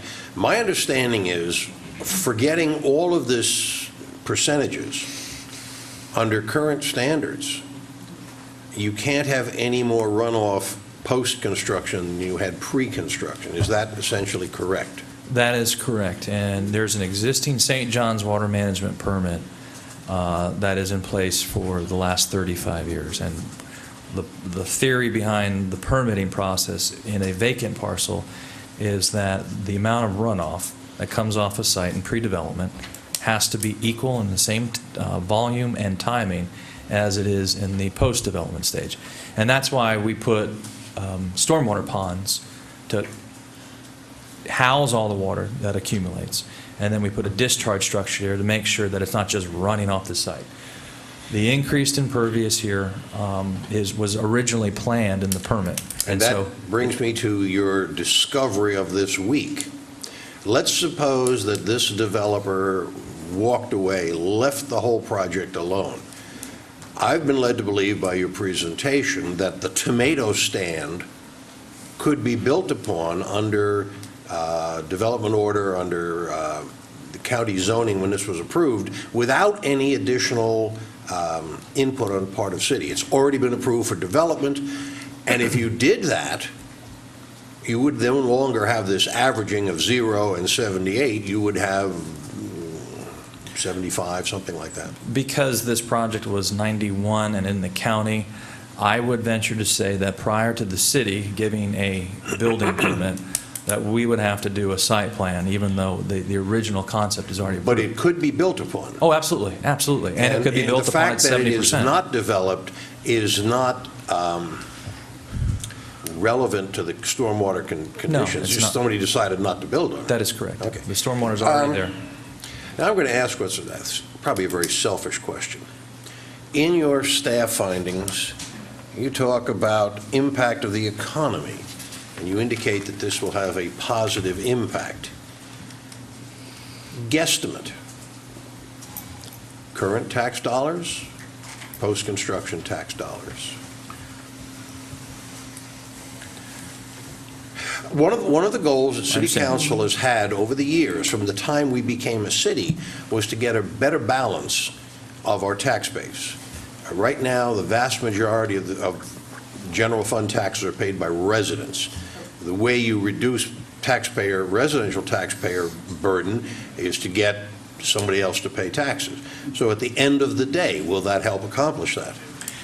I would tell you my understanding, and it's just general, I don't have an answer for you, is yes, obviously logic would tell you that. What we will do over the next couple of weeks when we come back to you, we'll do a quick analysis. We'll show what the present assessed value is from a commercial standpoint, what the estimated post-assessed value, and what that'll mean as far as tax dollars, not only to the community, but also to the city, their proportionate share of that. We'll also have on there, we're committed to paying additional impact fees. So we'll do a little economic analysis for you. That would be very helpful for me. And the last question. You're adding additional retail space. Does the developer believe that we are going to get new customers, or are we simply going to steal customers from existing businesses? In other words, if you put another pizza parlor in, there's only so many pies sold in Palm Coast per day. Law firms too, right? Pardon? Law firms also. Law firms, and drugstores, and so on and so forth. But will there be do you anticipate something new, something different? I'll let Mr. Collard come up and talk in addition if he feels it's necessary, but we are currently in discussion with multiple new national tenants that you see at other plazas in the region. So it is intended that many of those that will fill out the new parts of this will be national tenants, and they will not only be another bike shop, another pizza parlor. Will there be some redundancy? I'm sure there'll be some, maybe a new pizza parlor. I know the existing pizza parlor there wants to stay in that plaza, so that's what we're trying to accommodate. But as it looks right now, we will have a significant amount of new national tenants that want to be in Palm Coast, to the point that I was actually shocked, and Mr. Collard's excited about it. That's good. People willing to invest in our community is always a good thing. The last question. But the last one was the last question. There are several parcels that we think of as part of the Palm Harbor Shopping Center that are not part of this. Correct. The bank. Correct. The doctor's office? Correct. How will they be impacted? How will they fit in? What about the Blockbusters? Okay. The currently vacant Blockbusters, former Blockbusters, former Realtor, former whatever. Is that part of this? Not part of this. I'll explain. The Hancock Bank, I believe, is what it was. Well, it was People's. People's, Hancock, went through a bunch of iterations. This parcel is owned by somebody else, and we do not have that under contract. They don't have the intentions of working with us. So there is an out parcel here. So that'll be a standalone. That'll remain exactly the same. Nothing will change. The dentist office here, the old City Hall, I should say the original City Hall. The old library. Right, the old library, correct. We have, it's physicians? We have, within the current development, covenants and restrictions. And those covenants and restrictions have relationships between the two and how they interact. The most significant is parking. We have to provide them with sufficient parking in the area. They have parking around their building. They expanded not too long ago. So they have parking here, and part of the parking we'll provide for them will also be in the master field. Starbucks is part of the ownership of this. That will stay. We may do a little bit of redevelopment to accommodate some parking. The Blockbuster, that building will change in its entirety, as you can see. So that will come down. I can tell you that has been represented that we hope to have a restaurant there that overlooks the stormwater pond, the little lake there that will be redone. Speaking of the stormwater pond, that is probably at times one of the more unattractive stormwater ponds. Agreed. It seems to collect a lot of detritus. It seems to get overgrown with weeds. Who maintains that? Is that solely your developer's responsibility, or is that a shared responsibility with the bank that's adjacent? No, that will become, right now it is the obligation of the current landowners who are out of Chicago, some real estate investment trust. It will become part of the obligation of the owner of this parcel, the whole development, Mr. Collard, along with this one. Both of them will be redone. They will be made compliant with St. John's, and they will be maintained under the association documents that are referred in the MPD agreement. That was one of the concerns of staff, is who's maintaining this place. And so that has been addressed. Okay, thank you. You're welcome. Any other council questions? Seeing none, let's open the meeting to the public. Anyone from the public wish to be heard, please approach the podium, give us your name, and limit your contribution to 3 minutes. Greg Johnston. What else do you need to know? Anything else? That's it. Okay. I've been here since '76. That shopping center was built when there was about 5,000 people in town. And it was built for a town of 5,000 people. They made it cutesy, so it looked really nice for people coming in because they wanted to sell lots. So it's very outdated. It is not for a 90,000 people city. So it has to go. It's obsolete. I'm all in favor of this project. I own several parcels around it. I'm very excited about it, but right now, that area of our city is as depressed as it has ever been in the 37 years I've been here. And we need to do something 2 years ago. So we need to hasten this up, and we need to approve it. I appreciate the hours and our staff and you guys have put into this, but we need to just get going with it. The one thing I'm concerned about that I heard tonight was if you could put, Bo, if you could put that plan up there for me on the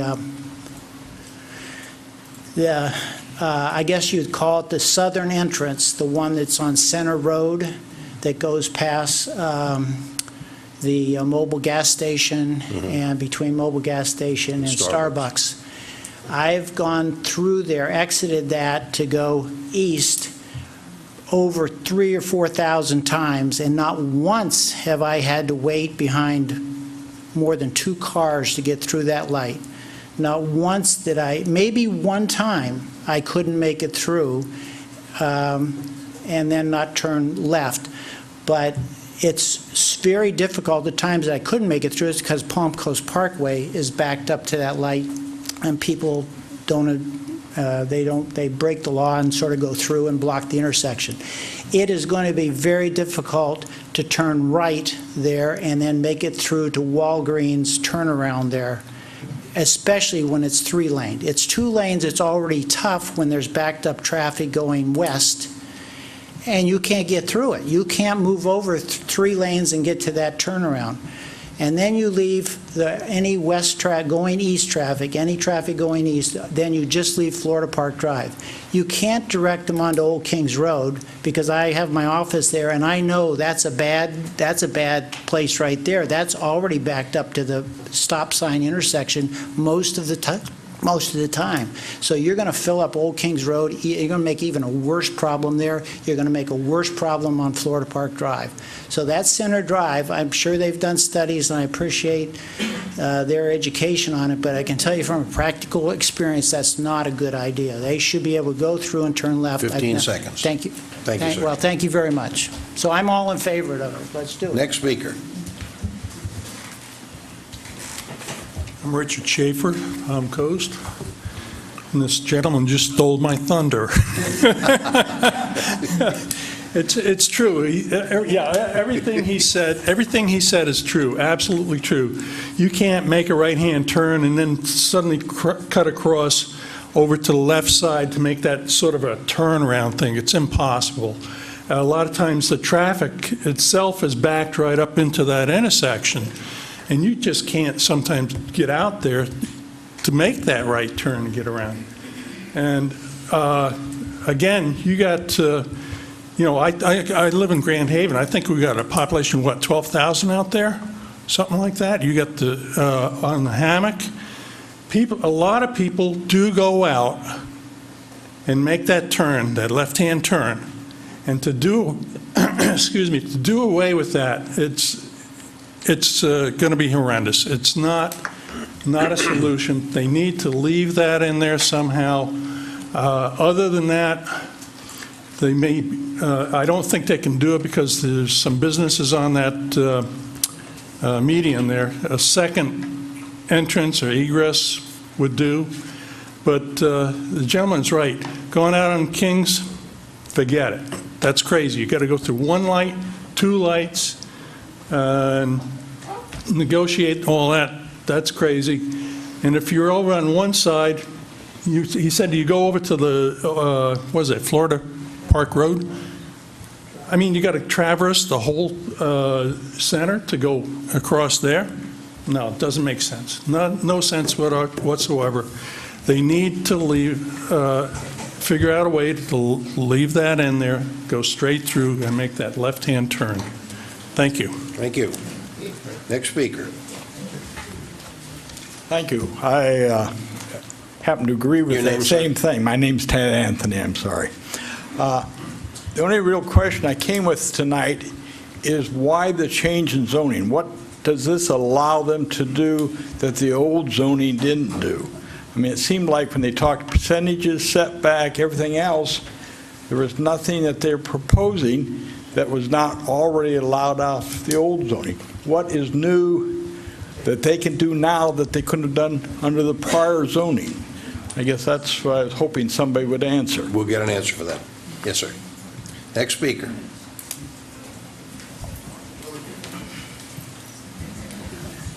I'm Stephen Jones, for those of you who don't remember me. There's two or three things. First, I agree with the gentleman concerning the traffic issue. When you go all over town and then you can't get out and go anywhere, it's not a good idea. So you need to think through that and see how we do that. The other is that Mike Chimento has done a very good job of laying things out, and I think there's some good things going on, but I'm also one of those that was involved. I didn't build this particular site, but I did work for IT&T during that period of time. And so looking at it and the discussion that you all have had is very good. There's some very workable things, there's some very good things that will go on, and we do need to look at who all the people are and what businesses are going to come in to bring the community back. And I've been here for 3 decades, so I don't want the community to go away. I want it to come back. The other is, some months ago, as a historian, I asked that we allow Daytona State College and the Historic Society for Palm Coast and the county, and including myself as members in all of that, to look at any of the historical items. And so I hope that you will say that, yes, we want the Historic Society, Daytona State College, with Dr. Nancy Duke, to look at anything as it gets dug up so that we find any artifacts, and let's not let them go away. And the history is that even IT&T didn't want anybody to know anything. And so when we talk to all of the engineers and all of the people that did the surveys, they'll tell you, even at IT&T, they told us, don't tell anybody anything. So I hope you will go back and say, Stephen, make sure that we'll get Daytona State with Dr. Nancy Duke and others, and we'll work through. There's a number of discussions that have to go on, and I hope you all think through all of this stuff. And I think my 3 minutes is up, so I thank you very much. Thank you, sir. Next speaker. My name is Stephen Carr, and I live on Florida Park Drive. I have a 1-minute video.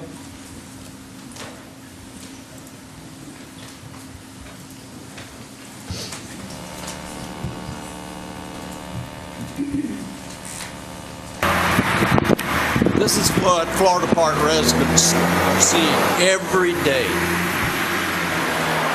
constantly, during the day and at night. It's just constant traffic flow. And as y'all are looking at that, y'all see a traffic problem. Residents that live here see a health problem. Traffic noise, if you Google traffic noise and health issues, there is just numerous health issues that traffic noise will create. One of those is for children. It's ADHD, get higher risk for ADHD, higher risk for diabetes, higher risk for learning disabilities, higher risk for behavioral problems. And then for the elderly, it's higher risk for strokes. For the other adults, it's higher risk for heart attacks and strokes. You see there, we have an 18-wheeler coming through there. And I sat here and I listened, and they said, well, they've done a study and says Florida Park Drive can handle the trucks. I don't see it. And as a health issue, they cannot. The noise is a health issue. These trucks are coming through at 2 and 3 o'clock in the morning. It's not just that. There are trucks coming through carrying hazardous cargo. So what are the residents of Florida Park Drive supposed to do? This is the issue I think that the city planners really need to address to the residents of Florida Park Drive. Have a meeting with the residents of Florida Park Drive and find out what kind of issues they're having with this excessive traffic. This Florida Park Drive is being used as a thoroughfare to exchange traffic between Palm Coast Parkway and Palm Harbor Parkway. And it's a residential street. It's not a parkway, but it's used to exchange the traffic between the two. So I really want the city to take a look at Florida Park Drive and find out how they can help the residents there, because it's a health issue. It is not a traffic issue to us. Thank you. Thank you, sir. Next speaker.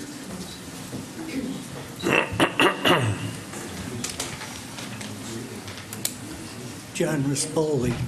Get close to the mic. Thank you.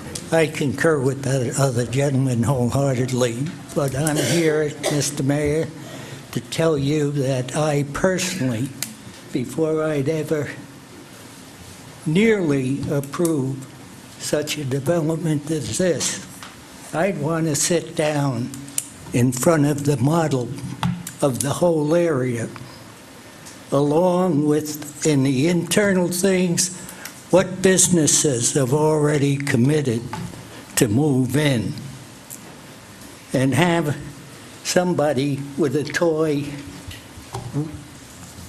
car bus go through the accesses and getting out of it. I don't think there's enough civilians, citizen knowledge of this program. And if you want to sell it to the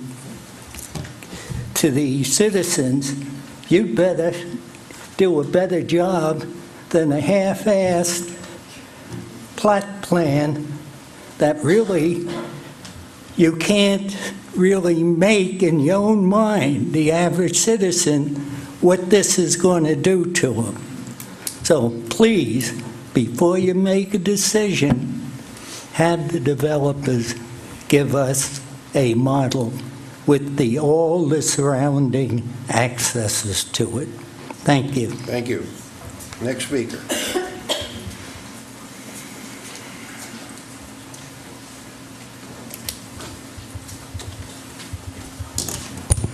Good evening. My name is Lee Willman, and I'm a proud resident of Florida Park Drive. I'm delighted to see that we're considering renovating, revitalizing this part of town, because it is an older part of town. I felt that way as well, and I was able to purchase another property in Florida Park Drive that was in foreclosure and do my part in revitalizing Florida Park Drive. Mr. Carr showed a video on traffic. I guess I probably should have taken one when I was trying to get out of my driveway this morning. I'm a relative newbie. I guess I've only lived here 7 years, but I have seen a pattern of increased commercial traffic, 18-wheelers coming through, and I would say also the speed of the vehicles on Florida Park Drive is just outrageous. It's worth your life to get out, and some days it takes me, 10 minutes to get out of my drive. So I do question, I imagine they did the traffic studies down near the shopping center, but there is an impact, as the other residents have said. I knew I was living on a main drag, and I didn't have a problem with that, but I do see an increase in commercial traffic, and I would like the commissioners to consider, what could be done. Could we limit the gross vehicle weight of vehicles that come down Florida Park Drive? Could we limit 18-wheelers and only have large trucks if they're making a delivery and not use it as a thoroughfare? And I think that this would be very helpful to the residents. I would also mention that where I live on Florida Park Drive is just down from where the culvert collapsed, and then where we had the sinkhole right off Florida Park Drive. So I am a little concerned with the integrity of the road, and again, having those heavy vehicles. This is an old road, and I just see, more problems down the line from that. So beyond this shopping center, I'd like the commission to examine those issues. And also, as a resident of Florida Park Drive, it seems like the developer would like to be a good neighbor, and I know that I, and I'm sure many other people on Florida Park Drive, would like to be invited to a presentation, and I think that we'd all like to hear a little more specific. Thank you very much. Thank you. Next speaker.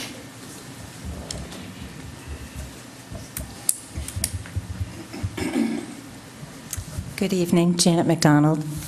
I appreciate all the comments about traffic, and I heard that there have been studies, and I've heard that there's going to be a proposed turn lane on Florida Park Drive.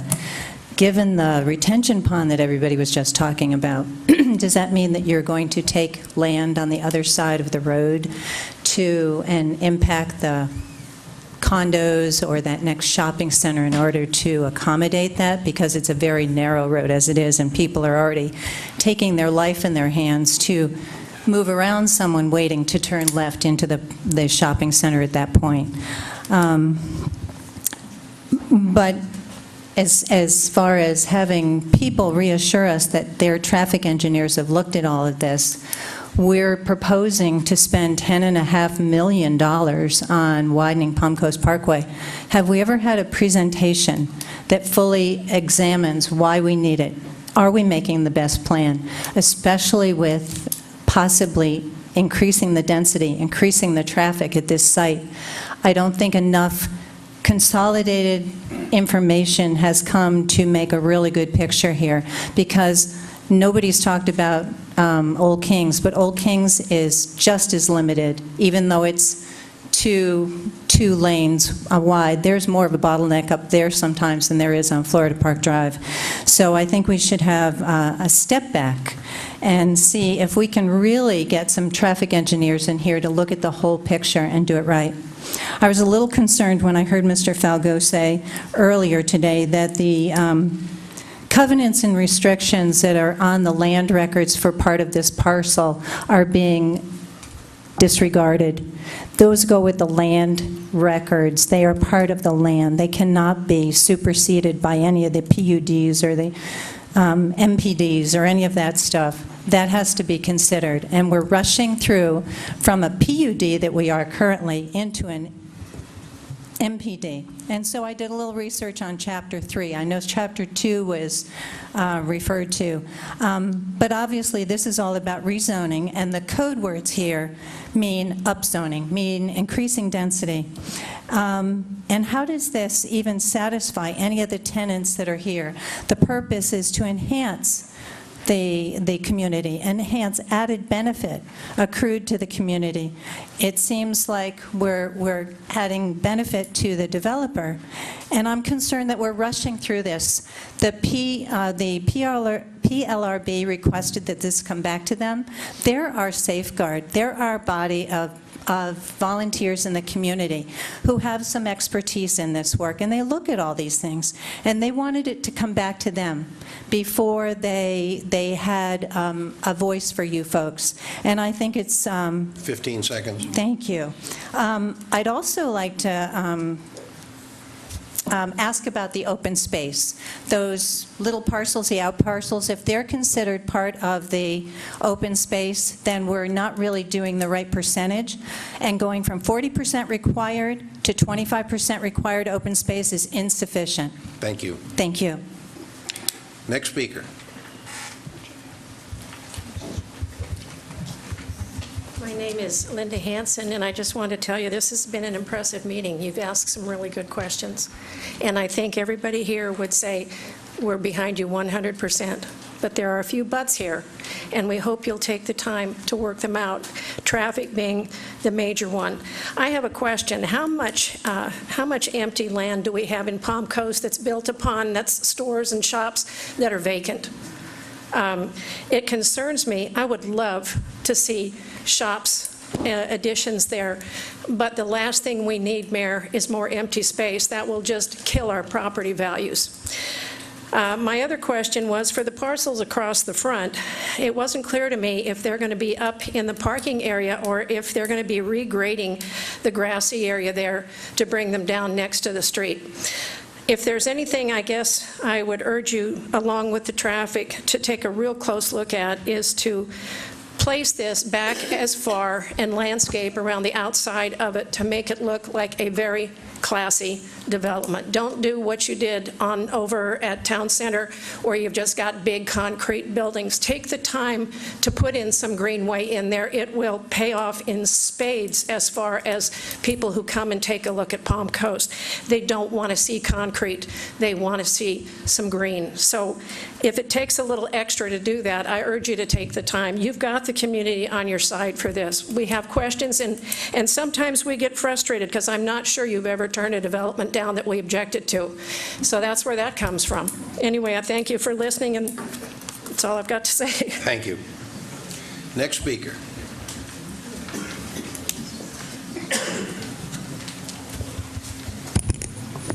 Evening, Dennis McDonald. The issue before you directly impacts Palm Coast taxpayers 100% everywhere from north to south, east to west. Your Unified Land Development Code, Chapter 3 of the Master Plan and Development states, the application will show planned development will produce a functional, enduring, desirable environment with no significant adverse effect to the adjacent property. Then under the purpose for MPD, it states that the benefit is assured to the community. This is your code to follow, so show us how you can meet either requirement of your code. Show us how this is assured to be a benefit of our community. Stormwater rates have doubled, with increases coming soon. A little history.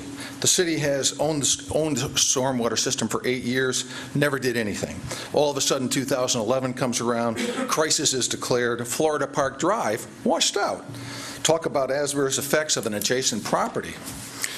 Personally, the Palm Harbor Shopping Center site is, presently the Palm Harbor Shopping site is 61% coverage with 175,000 square feet of built-out space, most of it empty. Increase this to 78% coverage with 257,000 square feet of buildings. Let me ask you to do this. If you remember one thing tonight, that was the one to hold on to.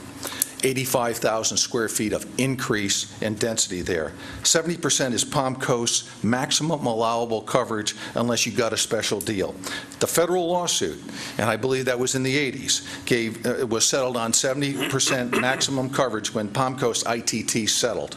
Intensifying cover more than 70% makes all the owners of Palm Coast pay for deals you give to special interests. This overtaxes the storm drainage system, and all owners throughout Palm Coast pay for it. Show us the approval for this MPD from St. John's. Why don't you have us show us that first? Most developments of this nature throughout the country that I've ever been involved in, drainage and wetlands are approved first before you ever even advance to this portion of the discussion. This community owes nothing to this site, which is already in intense usage. The MPD is a special exception we cannot afford. I did not mention that this project fails the Unified Land Development Code stated objectives. And one other item, I believe there's a number of errors that have been made by the land use administrator regarding this project and a number of projects in this city, and I believe my amended complaint should address all those. Thank you very much. Thank you. Next speaker.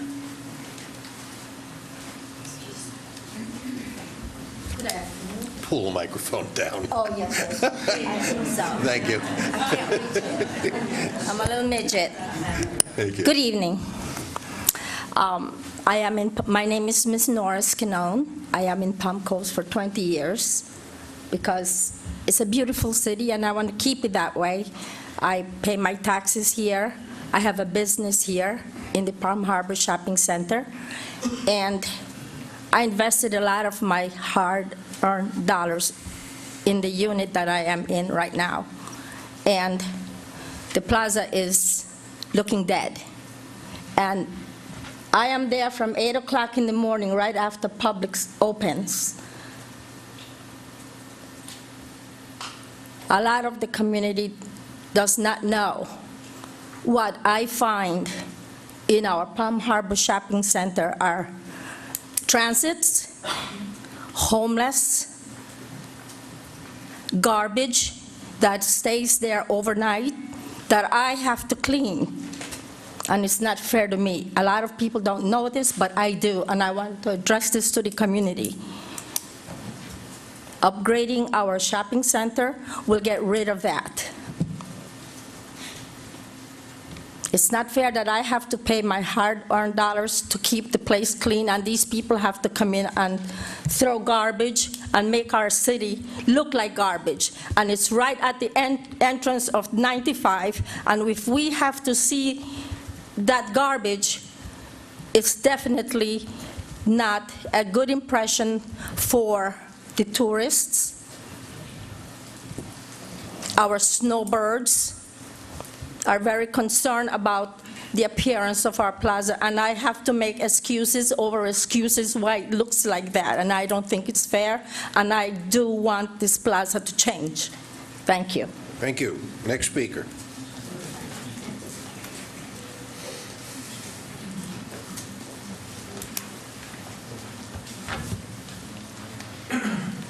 Joe Tavalacci. I'm also Tavalacci Realty. I also have an interest in the shopping center. We are part owners on Nicky's Pizzeria. Being on the real estate end of it, we get a lot of people who come through the properties looking for a property here, and right now they feel that the area is derelict because of that shopping center. They get the wrong impression. It does need to be redeveloped. As far as the other end of it goes, a lot of, even the community doesn't realize who's in there or not because of the fact that it's half time. They don't even go there because of that. It is a staple in this county. When you come off of 95, that's one of the first things you see in Palm Coast. I'm in Palm Coast 24 years, and I came here because it was a planned development.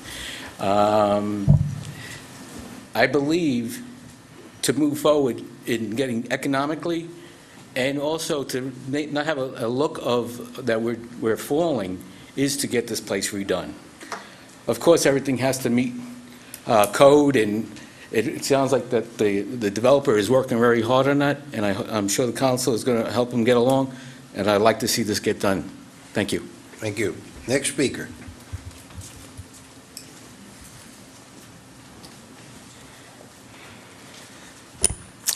Hello, Mark Langelo. I'd like you to excuse the way I'm dressed.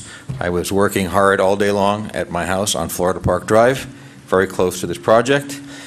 And I'd like to say that I am concerned. I'm concerned that you don't do this. I've been trying to do a lot of work to enhance my property, and as some other speakers said, that this is sort of the gateway to Florida Park Drive and to that community. And we need a facelift. I mean, I moved here about the time that the center was open, and it was a new center, and I was a young man. Now, I'm an old man, and that shopping center is too. And it really needs to be rehabbed. And what the developer is showing seems to be reasonable. You know, an increase in parking spaces with an increase of area of floor space. Obviously, they're not going to be building this building to have a whole bunch of empty space. They're not going to put millions of dollars into the project if they don't feel comfortable that they have tenants to go in there.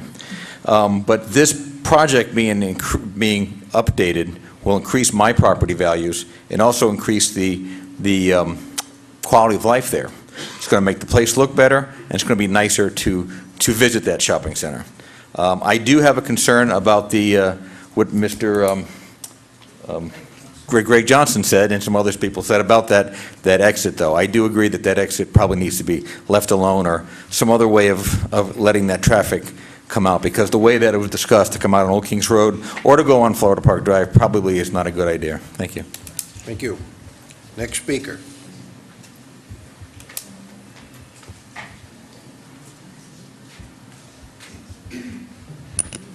Hi there, Scott Sowers. I just wanted to say that I believe this project will bring renewed life to an old shopping center. I think it makes sense, the timing of it, to do it in conjunction with the 6-laning project that's about to happen on Palm Coast Parkway. All this can tie together and all this can be improved. I trust that staff will go through all the traffic issues that have been addressed tonight and make sure that through the design process that it is done correctly. And I know that this project will help our community retain the quality of life that we have grown to love in Palm Coast. Thank you. Thank you. Next speaker.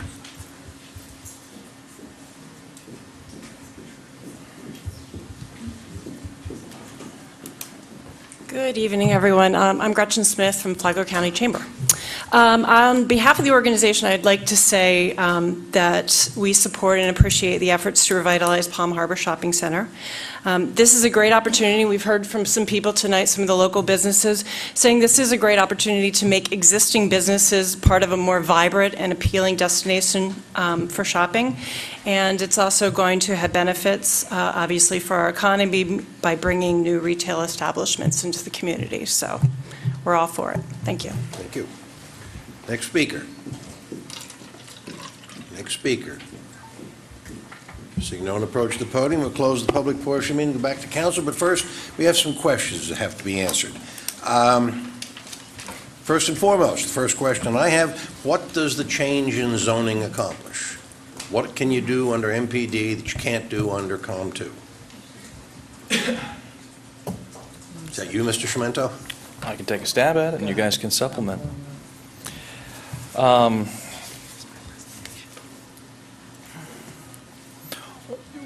You all are familiar with the term non-conforming use, and that is a use that doesn't currently comply with your land development code. The land development code was adopted 2006, I believe, Palm Coast. It was the old county code we used. And so when Palm Coast adopted their code and all the subsequent revisions to that, there's a lot of properties, and this happens all the time in all communities, that a current property is not in compliance with the land development code. So when we go to do a redevelopment, theoretically, you need to comply with the land development code. And I'll give you an example as it applies to this site where it becomes problematic. The back of the existing public shopping center has a loading dock, and the city has a code requirement that has distance to the adjacent property. Well, we can't tear down that building, and so what is necessary in order to make these little nuances throughout the existing plaza comply with the land development code requires possibly asking for variances, multiple variances. So instead of doing that, we developed our own land development code, our PUD, that protects what's already there, making it compliant with the land development code that's there through the PUD. But it also gives the developer and the city some opportunities to be creative. And when I say creative, let's talk about the adjacency to the development in the back. Under your land development code, it's 10 feet. So theoretically, if we just came in here with a COM2 development, we could have torn everything down and put buildings 10 feet from the existing property lines. Well, that doesn't make sense to the community nor to us. And so we're able to be more creative and push buildings away from the existing residents, add some parking here, move some things over here that don't necessarily are accommodated in your land development code. And that's the whole idea in doing a PUD agreement. And so that's what this PUD agreement, it addresses the parking, which is unique to Publix. It addresses some of those other issues. It addresses the trees. It makes the developer put more stringent conditions when going through and redeveloping this property for tree protection. So it's a PUD, or an MPD agreement is a give and take between the applicant and the city to get what they need to make a project that has community development and I guess, or a community benefit. And so, there was a speaker that talked about what is the community benefit. I would suggest You're going to bring that economic study. Absolutely, and we'll show you that. And I think there's a lot of people out there that think this is a community benefit. So that's the difference between the existing and the MPD. My next question, I don't know who's going to handle this one.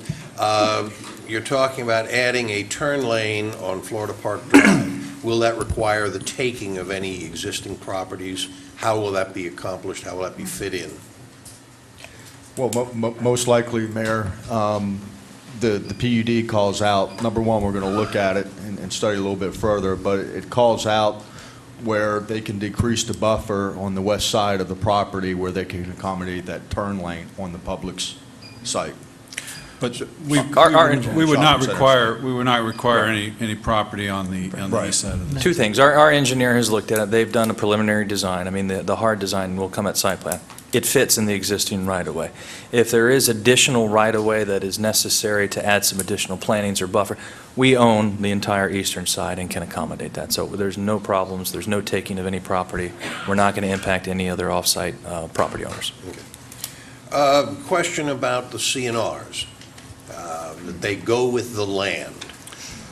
Would you comment on the city's role in the enforcement of covenants and restrictions that are deed-related, I guess? Mr. Reichman? Mayor, we would suggest our attorney address what our city role is in that, please. Mr. Reichman. The city council is obligated to enforce its comprehensive plan. It's obligated to enforce this land development code. Land development code, as we've heard this evening, was adopted at a time to replace the covenants and restrictions. As some of you may remember, when the land development code, when we created our own land development code, we incorporated into it a lot of the items that were in the private covenants and restrictions. These are private covenants and restrictions. The applicant has spoken about some of its obligations that it recognizes that it has to maintain pursuant to those private covenants and restrictions. Your staff has correctly pointed out in its presentation that this analysis tonight is based upon your determination and your findings that this application meets the standards and requirements of your land development code and your comprehensive plan.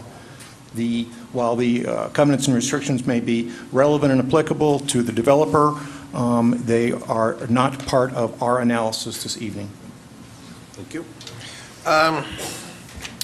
Question was alluded to, I don't know if it's specifically asked, but those out parcels in front that you said might be a restaurant overlooking the pond, something like that. In your in one of the presentations, you're moving parking back or forward. How will the setback, how will those out parcels, how will the setback be changed? Bo, do you have the existing? I think it would make a little more sense, and then go back and forth between the existing and the proposed.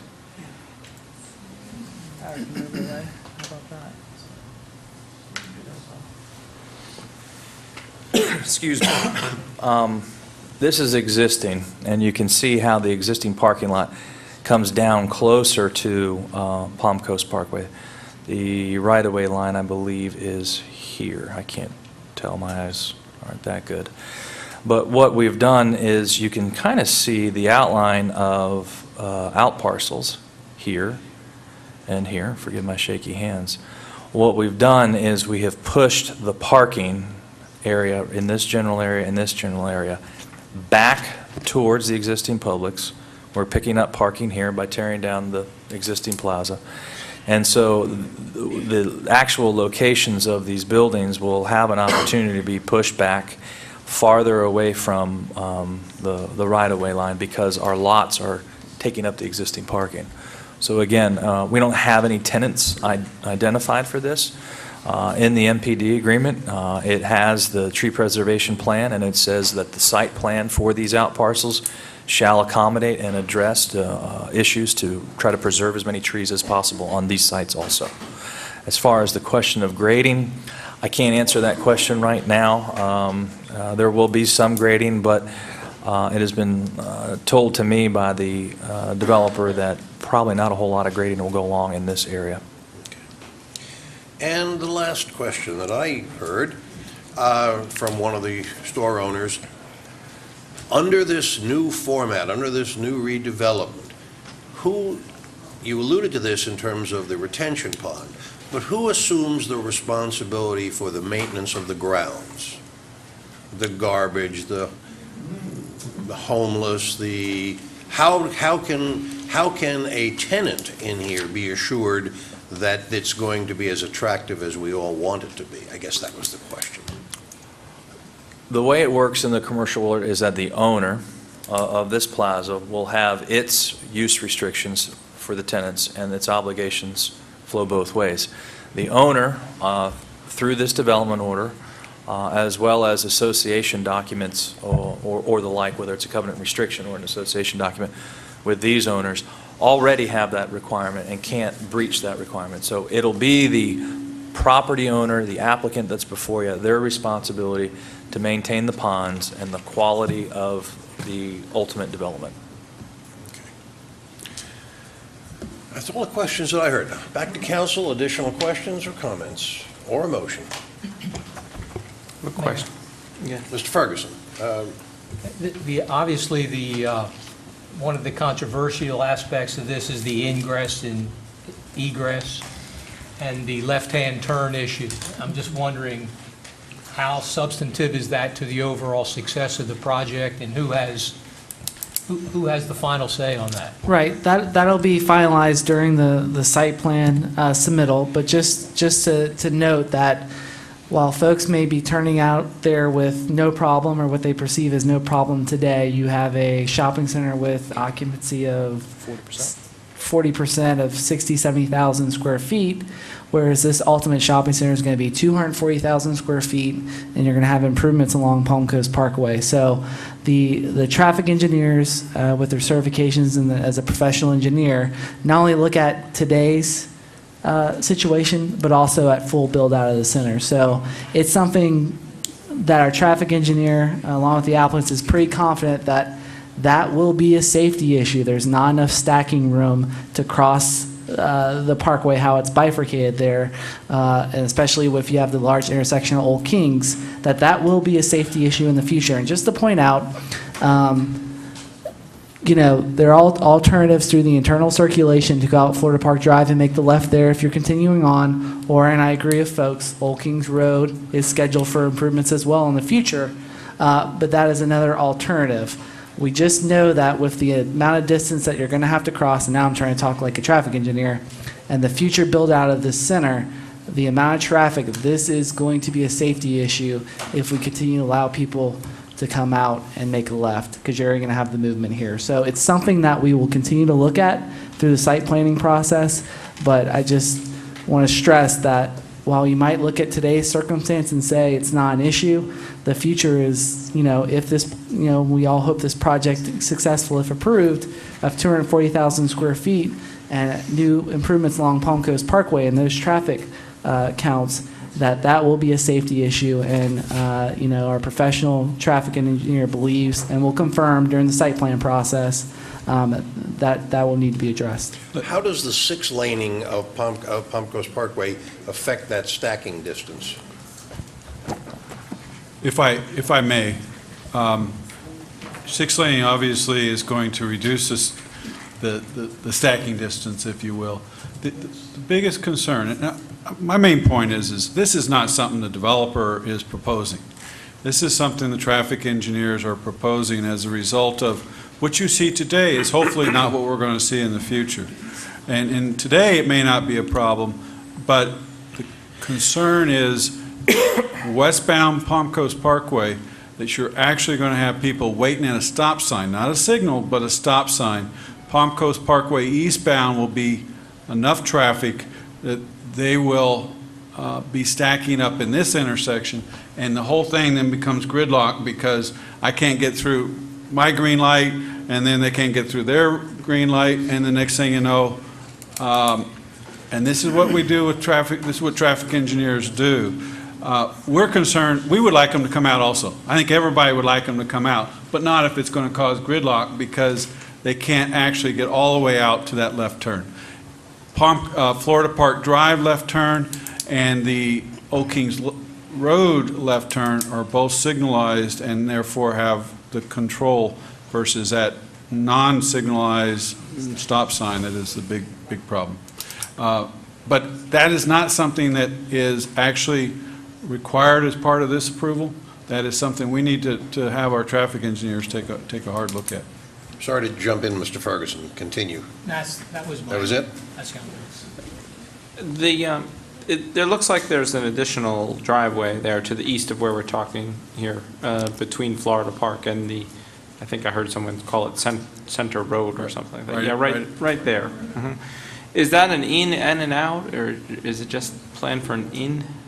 Right in and right out. only. Right in and right out with a, some sort of, I imagine some sort of triangle median in the middle, so people don't attempt to cut straight across the 3 lanes into the Walgreens and bank parking lot there?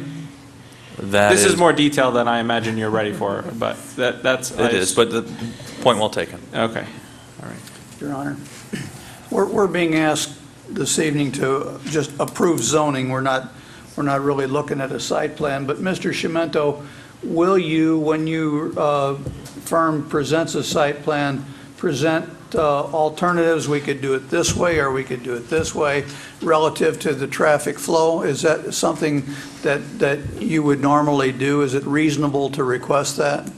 Well, absolutely. We'll continue to look at the traffic issue there and on Florida Park with staff over the next few months. I will say this, though, as far as the critical path to get this done so that we can have Publix open by September of 15, we're on a fast track. Mr. Landon and I spoke about getting the actual site plan in front of you. So it'll all be done concurrently and will continue to be evaluated. And we'll go back and look at that. Well, roughly a year ago, give or take, Mr. Cullis presented an idea for a project down near the Woodlands. Culver Lane, and a question came up then about traffic and how you would get in and get out, and whether or not there should be another roadway going out to, I can't remember the name of the road now, but it comes off of Colbert where that corner is. And so Mr. Cullis was then going back to the drawing board and looking for different ways to get that done. I mean, I'm suggesting to you, Mr. Chimento, that the same thing happen here, because I'm not going to vote for a site plan that crams something down our throats that we just can't live with relative to traffic. We've got to find a solution. Very good, sir. Anyone else? Just a statement, I guess. One of the speakers mentioned the planning board, and this ordinance includes that language, what the planning board was looking for it to go back to the planning board. So I just, for the site plan to go back to the planning board. It does. So I just want to clear that up. Yes, thank you. And also, before moving to Palm Coast, I lived in Volusia County for a long time, eastern Volusia County. And I watched developments as housing moved west, development, commercial development left shopping centers empty and moved out west with them. And I think that is something that we have been very concerned about. And this project is a massive investment, I'm sure. I don't know any dollars, but I'm sure it's significant. And it's very important for our eastern side of the city, northeastern side of the city, older part of the city, to have that improvement there so we don't have blighted areas. I can recall at the corner of Dunlawton and US 1 in Port Orange, a development that just died. I think there was a Winn-Dixie there at one they time, redid it, and then though. it went into some lower level shopping center or grocery store, Save-A-Lot, or something, one of those types. Where and I don't think that's really what we're looking for. And I appreciate the potential investment here, and I think it will have a great benefit to the community. I was talking to Mr. Collard during the audience comments, and they know right now that nearly a third of the square footage of the 40,000 square feet will be stores that currently right now our community has to drive about at least 30 minutes to get to. So we're talking those types of stores that are in the St. Johns, Volusia County, that are coming to our area that are not here. And it went to an earlier question about, what type of facilities will be there. So nearly a third of the plaza will be new stores that we currently in this community have to drive 30 minutes for. And I just want to piggyback on Mr. DiLorenzo's comment. There's a term that was used in New Jersey where I came from. It was called blight flight. I can name the streets, the state roads that were originally retail and commercial corridors. And as development moved, these stores deteriorated, they got old, they got ugly. The landlords were less and less able to collect rents, so they got fewer and fewer desirable tenants and more undesirable tenants. Mr. Landon alluded to this. But it doesn't just affect the shopping center. It affects the surrounding residential properties. You don't want to live next to a place that has undesirable tenants. So those properties devalue. And it works both ways. You can have a residential neighborhood that deteriorates and affects the viability of adjacent commercial property. So City Council is very aware of this, and if you recall discussions when we approved those developments of regional impact west of US 1, I made it very clear, and I think City Council made it very clear, that we simply don't want to relocate existing residents over there and leave a blighted area behind. And in Prosperity 2021, this City Council has directly made it a priority that we are going to maintain and work to rehabilitate the older areas of our community. We want all of Palm Coast to be desirable and nice. And so, done properly, this, I think, will do it. Additional questions, comments, or a motion? Move approval of agenda item number 6, an ordinance amending the official zoning map relating to Island Walk, formerly known as Palm Harbor Shopping Center, to master plan development. Second. Moved and second. Roll call vote, please. Vice Mayor DiLorenzo? Yes. Councilmember Ferguson? Yes. Councilmember Lewis? Yes. Councilmember McGuire? Yes. Mayor Netz? Yes. Mayor, this motion passes 5-0. Thank you very much. Thank you all. Thank you. Don't forget your economic development study. Agenda item number 7, an ordinance affecting the future land map amendment for Graham Swamp area. Mr. Reichman. Yes, Mr. Mayor. This is an ordinance of the City Council of the City of Palm Coast, Florida, providing for the amendment of the City of Palm Coast 2035 Comprehensive Plan as previously amended pursuant to Section 163, Chapter 163, Florida statutes, amending the future land use map, or FLUME, designation for approximately 3,300 acres of certain real property area, also known as Graham Swamp, from agriculture and timberlands, conservation, mixed high-use intensity, and residential low-density single-family, which are Flagler County designations, to conservation. City of Palm Coast designation is depicted in Exhibit A, which is attached to this ordinance, providing for conflicts, ratification of prior acts, codification, severability, and effective date. Mr. Landon. This isn't as exciting as the shopping center? I don't understand. I didn't hear all that, Mr. Reichman. Could you repeat that? I'm more than happy to. It's printed in your book. Mayor, City Council, this is actually a second reading of this housekeeping ordinance. We weren't planning on actually doing the presentation. This is Graham Swamp. We annexed it a few years ago. It still is under county zoning designation. We're required to establish the FLUME, which is this, and then the zoning designation under the city code. The FLUME ordinance here keeps it as conservation, what it currently is. Obviously, it needs to stay. So there is absolutely no development potential with this proposal. and it just updates our future land use map as required by law. Council questions? This is second reading. Open the meeting to the public. Anyone from the public who should be heard on agenda item number 7, amending the future land use map for Graham Swamp. We only have 6 public. Seeing no one approach the podium, we close the public portion of the meeting, go back to council. Additional questions, comments, or a motion? Move to approve. Second. Moved and second. Roll call vote. Vice Mayor DiLorenzo? Yes. Councilmember Ferguson? Yes. Councilmember Lewis? Yes. Councilmember McGuire? Yes. Mayor Netz? Yes. Mayor, this motion passes 5-0. Thank you. Agenda item number 8, an ordinance doing a zoning map amendment for Graham Swamp. Mr. Mayor, this is an ordinance of the City Council of the City of Palm Coast, Florida, providing for the amendment of the official zoning map as established in Section 2.06 of the City of Palm Coast Unified Land Development Code, amending the official zoning map for certain real properties consisting of 3,300 acres, more or less, more particularly described in Exhibit A for the area known as Graham Swamp, from agriculture and conservation, Flagler County designations, to preservation, City of Palm Coast designation, providing for conflicts, providing for severability, and providing for an effective date. Mr. Mayor, Council, this is quasi-judicial, so any ex parte communications since the first reading would be appropriate to disclose. Are there any additional ex parte communications? None, sir. Seeing none, council questions? Seeing none, we'll open the meeting to the public. Anyone from the public wish to be heard on agenda item number 8, changing the zoning map for Graham Swamp? Seeing no one approach the podium, we'll close the public portion of the meeting, go back to council. Additional questions, comments, or a motion? Move to approve. Second. Moved and second. A roll call vote, please. Vice Mayor DiLorenzo? Yes. Councilmember Ferguson? Yes. Councilmember Lewis? Yes.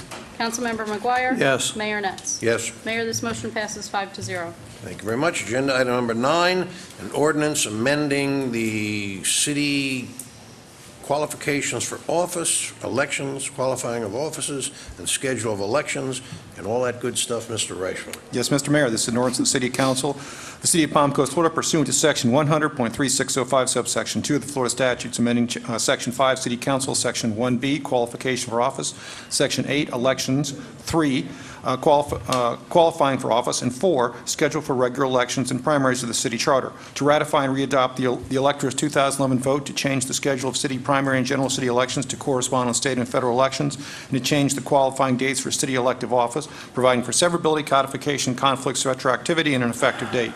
Mr. Landon. Mayor, City Council, this is second reading also. This is an ordinance, as we talked before, is really not required. It cleans up our record. It attempts to address some of the issues that have been brought forth by the supervisor of election. Mr. Reichman has been handling this, and he's going to highlight some of the details of this and answer any questions you have. Mr. Mayor, Council, this agenda item, as well as the next agenda item, the next ordinance, which you have heard on first reading and here this evening, are both allowed and contemplated by the Florida statutes, part of the election code. That's the section that's referenced in the title that I just read, Section 100.3605. What they do is they clarify the election process that's set forth in our charter and our code in 3 ways. Number 1, regarding absentee ballots. Number 2, the canvassing of the election, the respective responsibilities and roles of the city clerk as well as the county supervisor of election, as well as candidate qualifying. The other thing this does is that it ratifies what was done in 2011 by the voters when they passed by over 80% a proposal that was offered to them by the city council at that time, which could have been done by the city council pursuant to this, what we're doing this evening. And there were some questions about that process in 2011. Well, this process, this evening, this ordinance ratifies that, and it is done completely consistent with general Florida law, which is allowed by your charter, Section 10.1, to amend your charter consistent with general Florida law, Section 100.3605. This will ratify that process to move your elections from odd years to even years, to coincide with federal and state elections, to save the taxpayers money, and to hopefully increase voter turnout. And that is the objective and purpose of these 2 ordinances, this agenda item and the very next one. Thank you. Council questions? Mr. Reichman, do either of these ordinances in any way,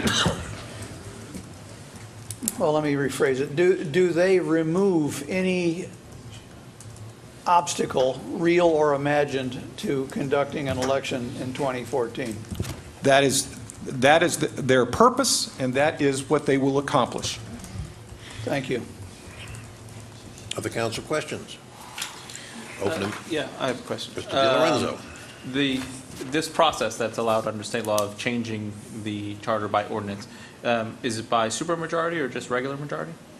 Just says by passing an ordinance. Okay. 100.3605 simply says that you can do that by ordinance. Okay. Which Standard. would be our process. Right. Remember now, this was in addition to 80% of the voters. Right. That's called a supermajority.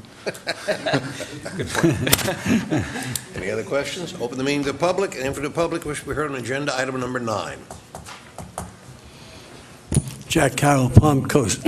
Would Ms. Weeks have anything to do with this? If you say we're going to have our elections on with the state and the federal, could she change that? Could she say, no, we're going to have it on this day the way we've been doing it? Or does this stand as it is? We'll get you an answer to that question. Next speaker. Seeing no one approach the podium, we'll come back to City Council. Mr. Reichman. Mrs. Weeks' responsibility is to conduct elections and to supervise elections for the county. She has traditionally also supervised and assisted all local governments, municipalities, special districts, independent districts in Flagler County in their elections. Her office and she, in the past, have supervised our elections. She supervised the 2011 referendum. The purpose of one of the purposes of these actions this evening is to allay any concerns that she may have, so that she will work with the city to conduct the primaries and the general elections for the 2014 elections. But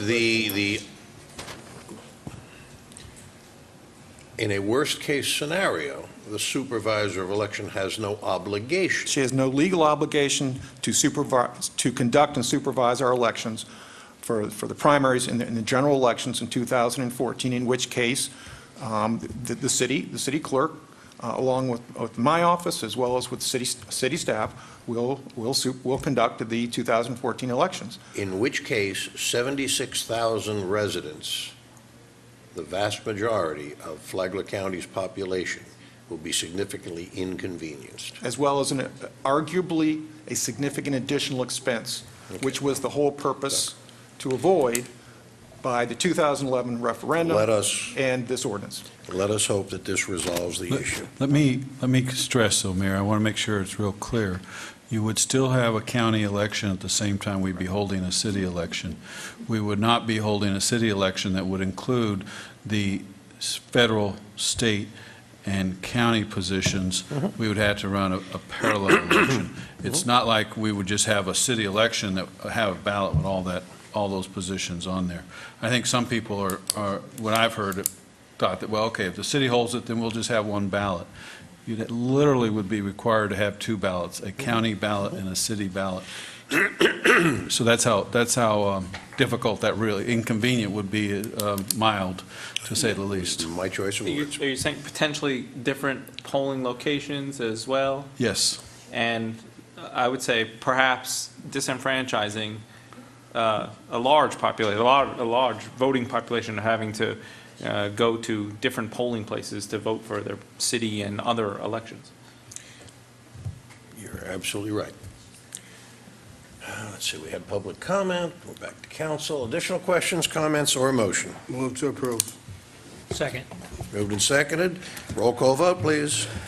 Vice Mayor DiLorenzo? Yes. Councilmember Ferguson? Yes. Councilmember Lewis? Yes. Councilmember McGuire? Yes. Mayor Netz? Yes. Mayor, this motion passes 5-0.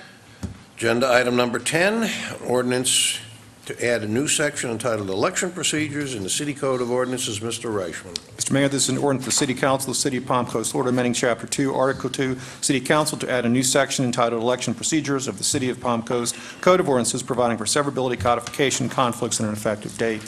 Mr. Mayor, Council, this is the other ordinance that I was referring to in my earlier presentation. So we're not going to be treated to another presentation? I'm done. Council questions?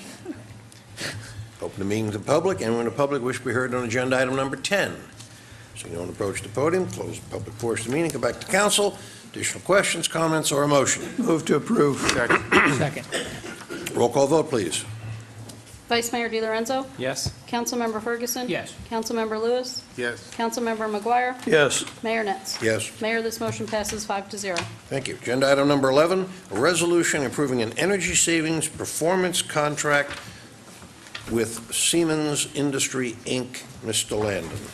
Mayor, City Council, you've heard this presentation at workshop, and maybe if I'd known how late it was going to be, I made a different decision. So that's the clue, guys. We're going to do this quickly. But this is a green team initiative, and I think a very important one that we really wanted the community to be able to see our efforts to try to not just save money, but a combination of save money and reduce energy usage by the city.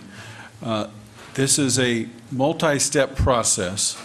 I want to stress that all we're asking for today is really authorizing an audit, then in the future will come back to City Council and decisions being made as to, from that audit, what kind of projects we will possibly undertake and how we would fund those projects. Mr. Landon, can you expand on what this audit would be and who would do it?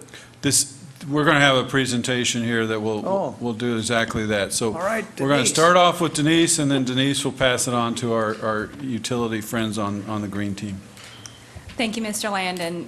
Good evening, Mr. Mayor, City Council. I'll be brief on these forward slides, but we'll be going over the background to some of our green initiatives.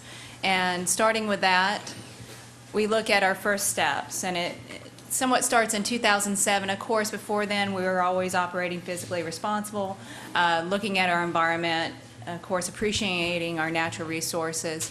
But what we have here on this slide is, starting with Mayor Netz being elected, my understanding, one of the directives with the mayor to Mr. Landon was looking at what we were doing to be sustainable, and we're doing quite a bit. How can we be recognized regionally for our efforts? And Mr. Landon, basically at that point, when he came on board at the same time, he directed the formation of the Green Team, which is a collective of environmental professionals and also professionals that have a passion for the environment.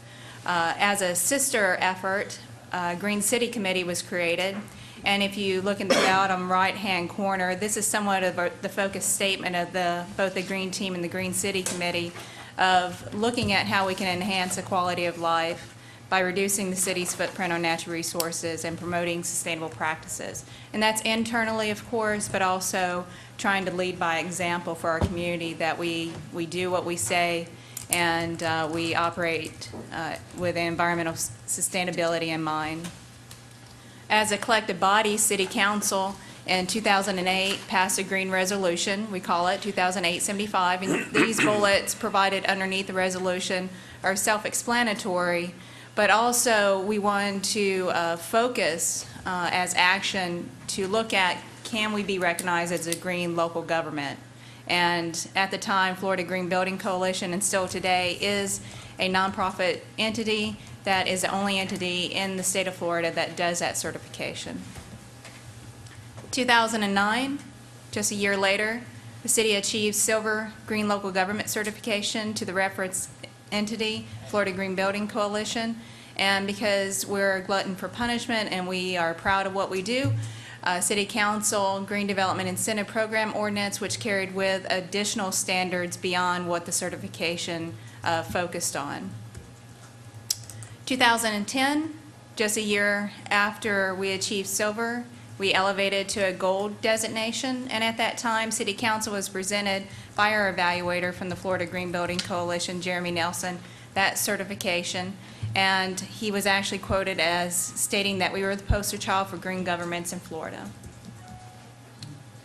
As a Green Team and the Green City Committee made many achievements, there were areas that we weren't the experts in, and Mr. Landon in 2010 formed a collective of professionals called the Alternative Energy Team that really took on more innovative tasks than we've ever taken on before. Of course, continuing to live by the example of being the trendsetters and always looking for innovation.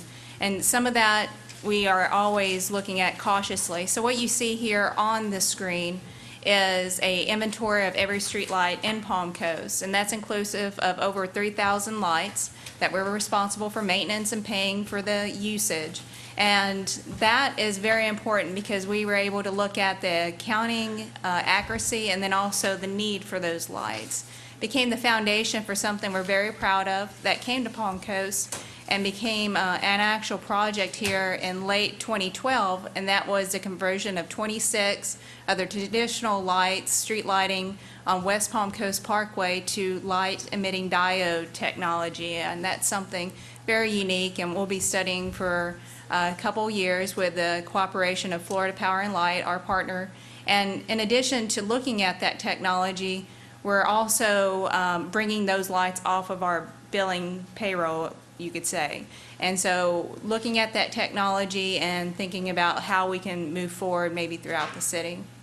On the other task was when we were pursuing a new waste hauling contract and looking some of those services that no one's ever done before, household hazardous drop-off at the doorstep, and then also conversion of compressed natural gas through the fleet of Waste Pro.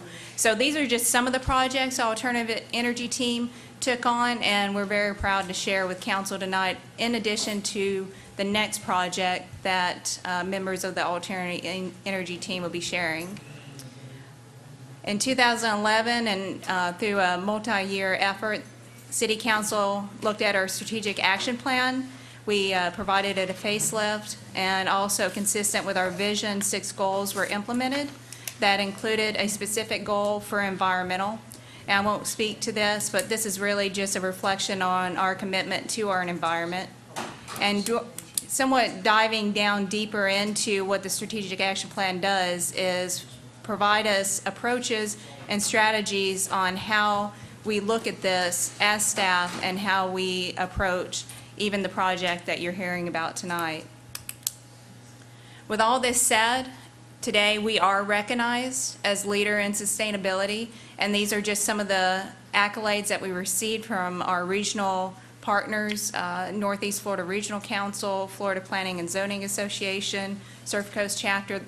We're very proud of our achievements, and we can't wait to see what we can do next. And with that, I'd like to just hand it over to Steve Flanagan from the Alternative Energy team, and he'll take it from here. Thank you, Denise. Good evening, Mayor, City Council. As Denise stated, the Alternative Energy Group or team has been around for a few years, and several of us were brought in to the Green Team and Alternative Energy Group to lend a hand on trying to score additional points for our gold designation and such movements. Well, as we got further into it, we began to focus on different items, such as the lights that Denise talked about. And our group, our main focus group here with the Alternative Energy Group that's here today, is that we've focused on power and energy consumption. It's a large item for the city, and especially for the city Public Works and Utility. Thank you. So we attempted to coordinate and align sustainability efforts with a state statute that we found out about called performance contracting. It's something that the state has allowed in the state statutes. We intended to work with other city staff members to look forward through this state statute and also empower and educate our citizens while doing so. That's kind of our goals for some of this effort. So why did we focus so much on energy? This little chart that we put together kind of helps us to tell you why that became our primary goal as part of this performance contracting effort. You'll see the highest, the first and the third highest charts, lines in this chart have to do with our wastewater treatment facility. If you add those two columns up, they equate to almost $500,000 in electrical consumption through Florida Power and Light. $500,000 every year. If you look at lines 2, 4, and 5, those are our 3 water treatment facilities. All added up, they equate to over $250,000 a year in electrical consumption. And the sixth line on our chart here is the Indian Trail Sports Complex. And as we all know, that most of that would be consumption in lighting. So we think that there's potential there as well as want you to keep in mind that we just put this chart together to give an idea on our potential ability to save energy. This in no way indicates that these are the only facilities that we're going to put forth our effort to attempt to save. We've made a list of roughly 2 pages long of locations to attempt to look at for potential savings. So once again, the team went back and we researched how can we reduce our consumption of power, and that led to this performance contracting ability that the state statute had. So our group, our team, some of those folks that aren't here today with us, went back and talked to governmental and educational entities that had already used this state statute to see how successful they were with it. We went, I went and talked to Florida A&M University. They were on their second performance contract. They had reaped the benefits so much in their mind on their first one, they went forward with a second one to implement additional items of savings. The city of Sarasota I spoke to that was very happy. Sumter Community College, to name a few, as well as the Florida Agency for the Disabled were ones I personally talked to. Rave reviews from all of these folks for the most part. 3 other members of our team also called many other entities to find out, and I don't think we got one back that was what you might term negative. So after we went through that step, we got with our purchasing and contracts folks, and they sent out a request for qualifications. And in that we put out that you had to be a state-approved contractor.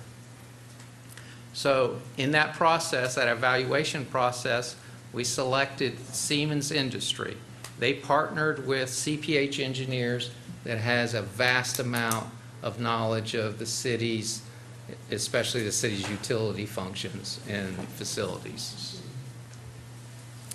We then negotiated, staff then negotiated a development agreement contract to begin the initial potential phase of the program. So what are the main phases and concepts of the program? We broke them down into 3 areas: project development, construction and implementation, and performance assurance. In the first phase, project development, you'll see in the regular text are items that we have already started with the Siemens Group in analyzing and exploring. So we get down to the PDA, the Project Development Agreement, and that's what we're here for to present to you today for your consideration. Should we move forward with the Project Development Agreement, we will then go right into the investment grade audit, and Siemens will begin to explore some of these items with us: scope development, guarantee development, measurement and verification plan development, and ultimately get to a contract development. That contract development will go into the construction and implementation phase should City Council determine that they want to move to that next step. That is the performance contracting agreement stage. That would set forth what projects City Council would like to move forward. The vendor, along with staff, will present to you what we recommend, what projects we will recommend to you that we think are sensible to move forward with. It gives us the best bang for the buck, so to speak, in savings.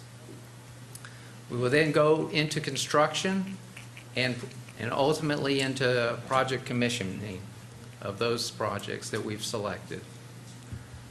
After the projects are commissioned, we'll begin to see savings. Siemens will stay with us even after the projects are commissioned to verify that the savings are there They'll do quarterly reporting, annual reporting, and should the projects not show that they are paying for themselves, there is the last item you'll see on that list is a guarantee reporting. That guarantee says that if they do not pay for the improvements, Siemens will make up the difference.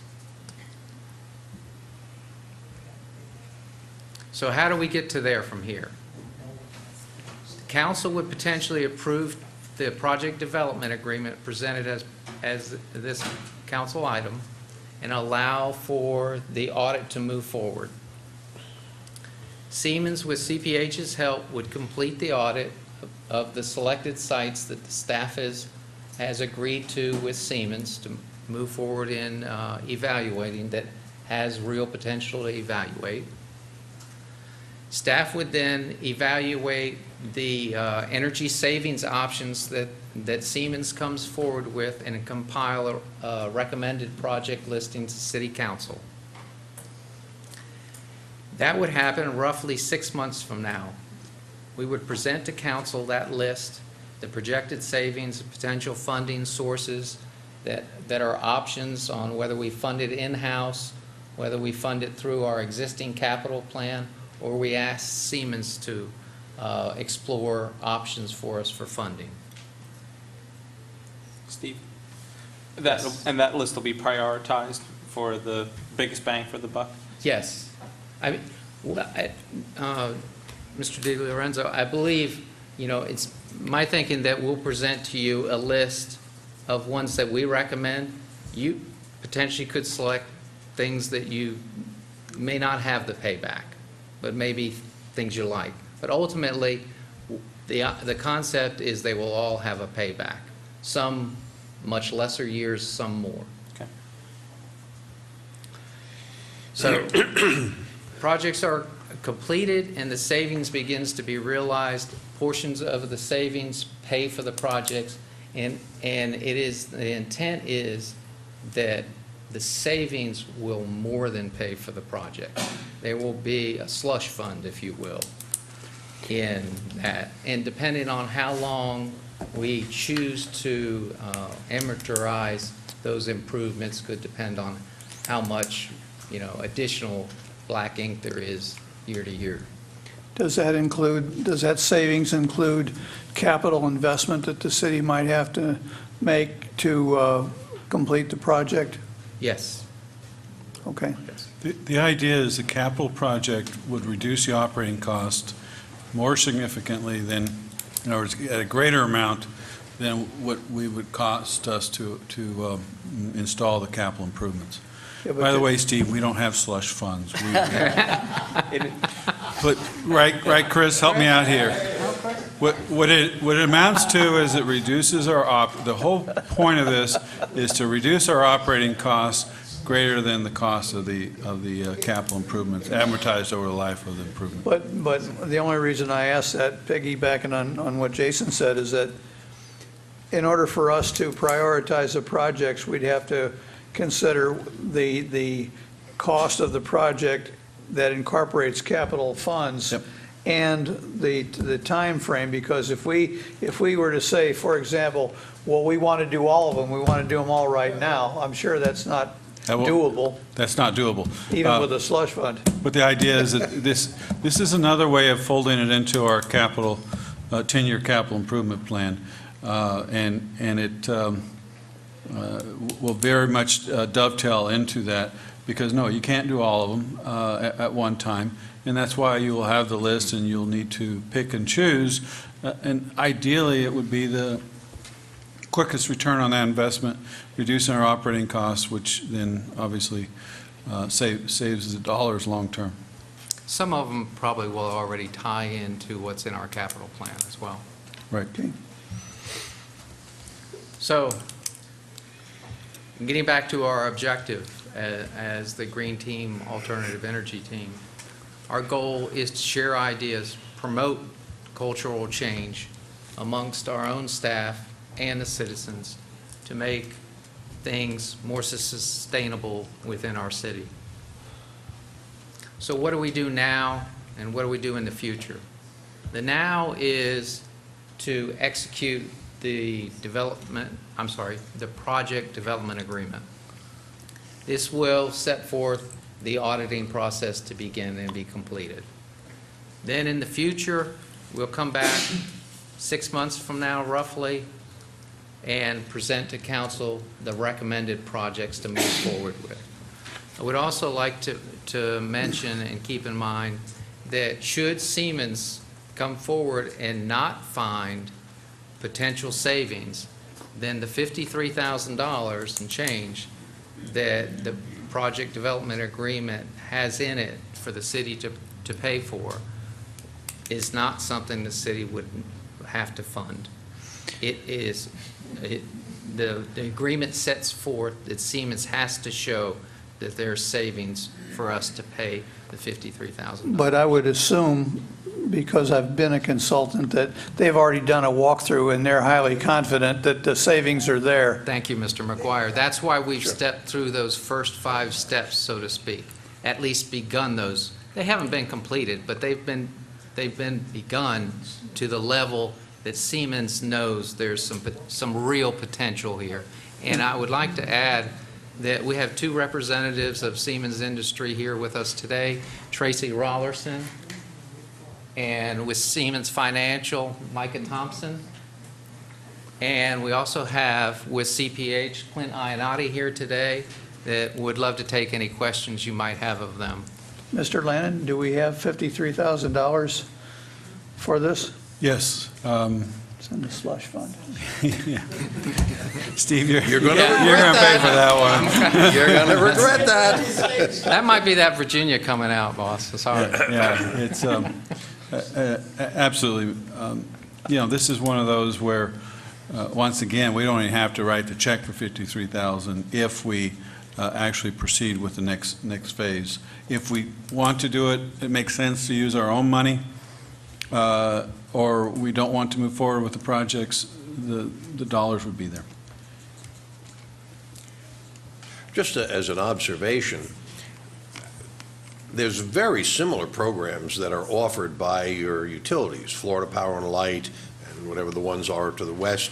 They'll come in, they'll do a home energy audit for you, and then tell you, here are some things that you can do at your own expense to save on your electric bill or your power bill. So this is the same kind of thing, but with the option of getting somebody else to do it. So A professional. I see nothing, I see no downside to it. How does Siemens makes its money? Siemens makes its money when you move forward with the project. If it uses products that Siemens manufacturers, they make money that way, and then also if they actually do the financing, they will make money that way. This is one that the idea is that they're into it to make money and we're into it to save money. The amount of money We can save more than they make. Yeah, that's exactly. The amount of money we save, they're guaranteeing us is more than what they're going to make in the capital cost. They will come back with a proposal and a financial package? Yes, yes. And not just they, meaning Siemens, we will, because our finance director will also be very much part of that. I'd just like to make a comment about green and how that benefits the community. I'm not going to challenge that, but it's awfully nice to see that this program and emphasis is based on saving money rather than making a marketing statement per se. So I think it's important that we make sure that when we're promoting green, that we are in fact getting a return on those investments. The best of both. Thank you, Mr. Curtis. It's just a coincidence that the color of money is green. Right. My tie is green. Any council questions? Open the meeting to the public. Anyone from the public wish to be heard on this agenda item? Jack Carroll, Palm Coast. If they're going in to make a survey and they say, well, this machine is producing too much, not enough energy, so it has to be replaced, and you've got to replace this and going out throughout the whole city, who knows what they gotta. When they say replace, does that mean that you're gonna take one piece out and put another piece in? Because, you know, I heard the old saying, right? If it ain't broke, don't fix it. If a machine is producing 25% less energy, and you take it out, and you put a machine in that's producing 25% more energy, I think that's like a standoff. So my question is, what happens to the machinery that you take out if it's still working? And what happens with our progress? And how long will it take to pay off these machines? You know, 10 years, 20 years? Are we going to have enough money to replace them with a new machine? Or are we going to have to go through this whole process all over again? And we know that Siemens is going to go out there and they're in for making money. And we know that they're not going to go back and say, well, every system is good. So, but anyway, that's what I want to know. Thank you. Thank you. Next speaker. Next speaker. Seeing no one approach the podium, we'll close the public portion meeting, go back to council. Steve, you we're not producing energy, but let's say we've got a water pump that's costing us $100 an hour to run, and we replace it with a water pump that costs us $50 an hour to run. So you're making $50 an hour. What you're going, as I understand, what you're going to present to us is, if you make that exchange, take out the inefficient pump, put a more efficient pump in, the savings will pay for the price of the pump and then you fill in the blank, 3 years, 5 years, 10 years, 50 years. You hit it perfectly to me. And we will decide if, wow, 3-year payback, let's do it.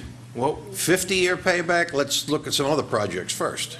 What Siemens will provide for us is a spreadsheet of individual projects, very similar to what you just listed, Mr. Mayor. You will have replacement of, Mr. Hogan's responsible for our treatment facility. Replacement of a 100-horse pump. It's not uncommon at all for one of our treatment facilities to have a 100-horse pump. Efficiency rates on those pumps vary greatly. He's there working every day. His folks are there working every day. I'm working on the capital plan, trying to do what I can on the capital plan.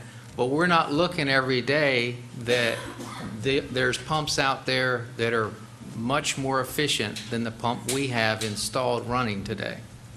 So he's just running it, and I'm just trying to figure out what my next move on the capital plan is. But these folks are going to come in, look at the efficiencies of all of our equipment, see if that pump that we have that's not uncommon, that may be 40 or 50% efficient. And that may have been the pump when it was first installed, 50%, would not be uncommon. There may be one out there now that's 65%, 75% efficient, and the payback on that pump to install the new pump could be very short. As you stated, we'll get those line items in this presentation from Siemens. And we may have ones as short as payback 3 years, 3.5 years. I know when I evaluated on my own personal behalf, my air conditioning system at my home. Bought a home, 23 years old, still had the original air conditioner in it. It was working. Lucky. It was working. But I also had one installed my previous home 2 years earlier. So I had the mechanical vendor come out to my home, look at the system, evaluate the system, tell me how effective, how efficient that mechanical device was, and show me what the new device is capable of doing. And payback was probably 5 years from my memory. So to me, it was a no-brainer. Yes, I didn't have I think it was $3,500, $3,800 in my bank account, but I could go out and borrow $3,500 or $3,800 knowing that I'd have the savings to pay it back in a reasonable amount of time. Okay. Additional council questions? Questions? Is there a motion? Move to approve. Second. Moved and seconded. All in favor? Aye. Opposed? Motion carries without objection. Thank you. Let's see, that was number 11. This brings us to the consent agenda with two big items on it, 12 and 13. Pardon? I certainly can. Council members, anybody want to pull 13, or are you happy with 13? Happy with 13. All in favor of agenda item 13, a resolution approving a final year, one-year renewal contract with Tri-County Bobcat? All in favor signify by saying aye. Aye. Aye. Opposed? Motion carries without objection. Agenda item number 12, a resolution, joint participation agreement with the Florida Department of Transportation relating to landscaping and irrigation of medians on State Road 100. Mr. Landon, want to tell us about this one? Well, we have a presentation if you'd like, but this is actually just the grant. This is not the actual project. This is another one of those multi-step presentations where right now we have in our capital project budget a little over $400,000. $250,000 of that's a grant from FDOT, and this would be approval of that grant agreement. It is for State Road 100 median improvements, primarily trees, from I-95 to our eastern city limits, which is just before you get to Roberts Road. And then the concept is that at that point it becomes Flagler Beach, and then Flagler Beach will take it all the way to the bridge. Well, and actually just continuation what they've already done very nicely in their community there with their beautification project. So that we can do the full presentation, or maybe someone. Mr. Carroll, do you have a specific question or comment? You have a question? Do you want me to go through the whole presentation, or do you have a specific question? I don't want to go through all that, keep these people here all night. What I want to know is one thing. Going back a few years ago, I went to a city, I went to a meeting. Coming back, I noticed that the yellow line wasn't there for the turn. So I asked the commission if they can, put a line in. They said, no, they can't do nothing because it's a state road. And then you have to go through the state. Well, at that time I asked, what was his name? It was King, I think, Senator King. Mm-hmm. And a week later he put that in. Now what you're doing, what you're saying is you're going to put $25,000 into a medium on Route 100 that belongs to the state, and then we're going to upkeep it. But this is all state property. So why are we involving ourselves in the state when you're not when it belongs to the state, and now we're going to give them, and what's it going to cost us? Not the $25,000. I think it's more than that. All right, from what I before. So the point here is, why are we doing anything on state road when the states do it? And are we going to bill them for the maintenance? Two-part question. First of all, anybody else in the audience wish to be heard? Seeing no one approach the podium, we'll close the public portion of the meeting, come back to council. The reason that we're proposing this is that the state has a very minimal landscape appearance that they're willing to fund. We are trying to make the road more attractive, more consistent with the Palm Coast image. If we don't do this, you'll have more of what you've got. So, Bill, why don't you just tell us what'll happen? Yeah, Bill Butler, Maybe a city couple of landscape your- architect. Yeah, Mr. Netz, Mayor Netz is correct. But, when you drive down State Road 100, it really doesn't look like you're in Palm Coast. We kind of pride ourselves in the way our medians look and the upkeep. And, when you have a nice-looking median, it begets less litter and, a little more pride in the community. So that's kind of why we're doing this. And it's $250,000 is what the budgeted amount was that we're allowed to be reimbursed. We're going to hire a landscape crew to do this work. We'll submit invoices to DOT, and we can be reimbursed for up to $250,000. We have also budgeted in our capital projects for this year $215,000 to supplement that to pay for some of the things that DOT typically does not pay, like our stamped concrete curbing that we're going to be doing to kind of keep cars from running over the ends of the median. This is the stretch right here, showing beginnings just east of I-95. Oops. And it goes to our city limits at just west of Roberts Road. This is Roberts Road. This is the new Publix here, and it ends somewhere in there.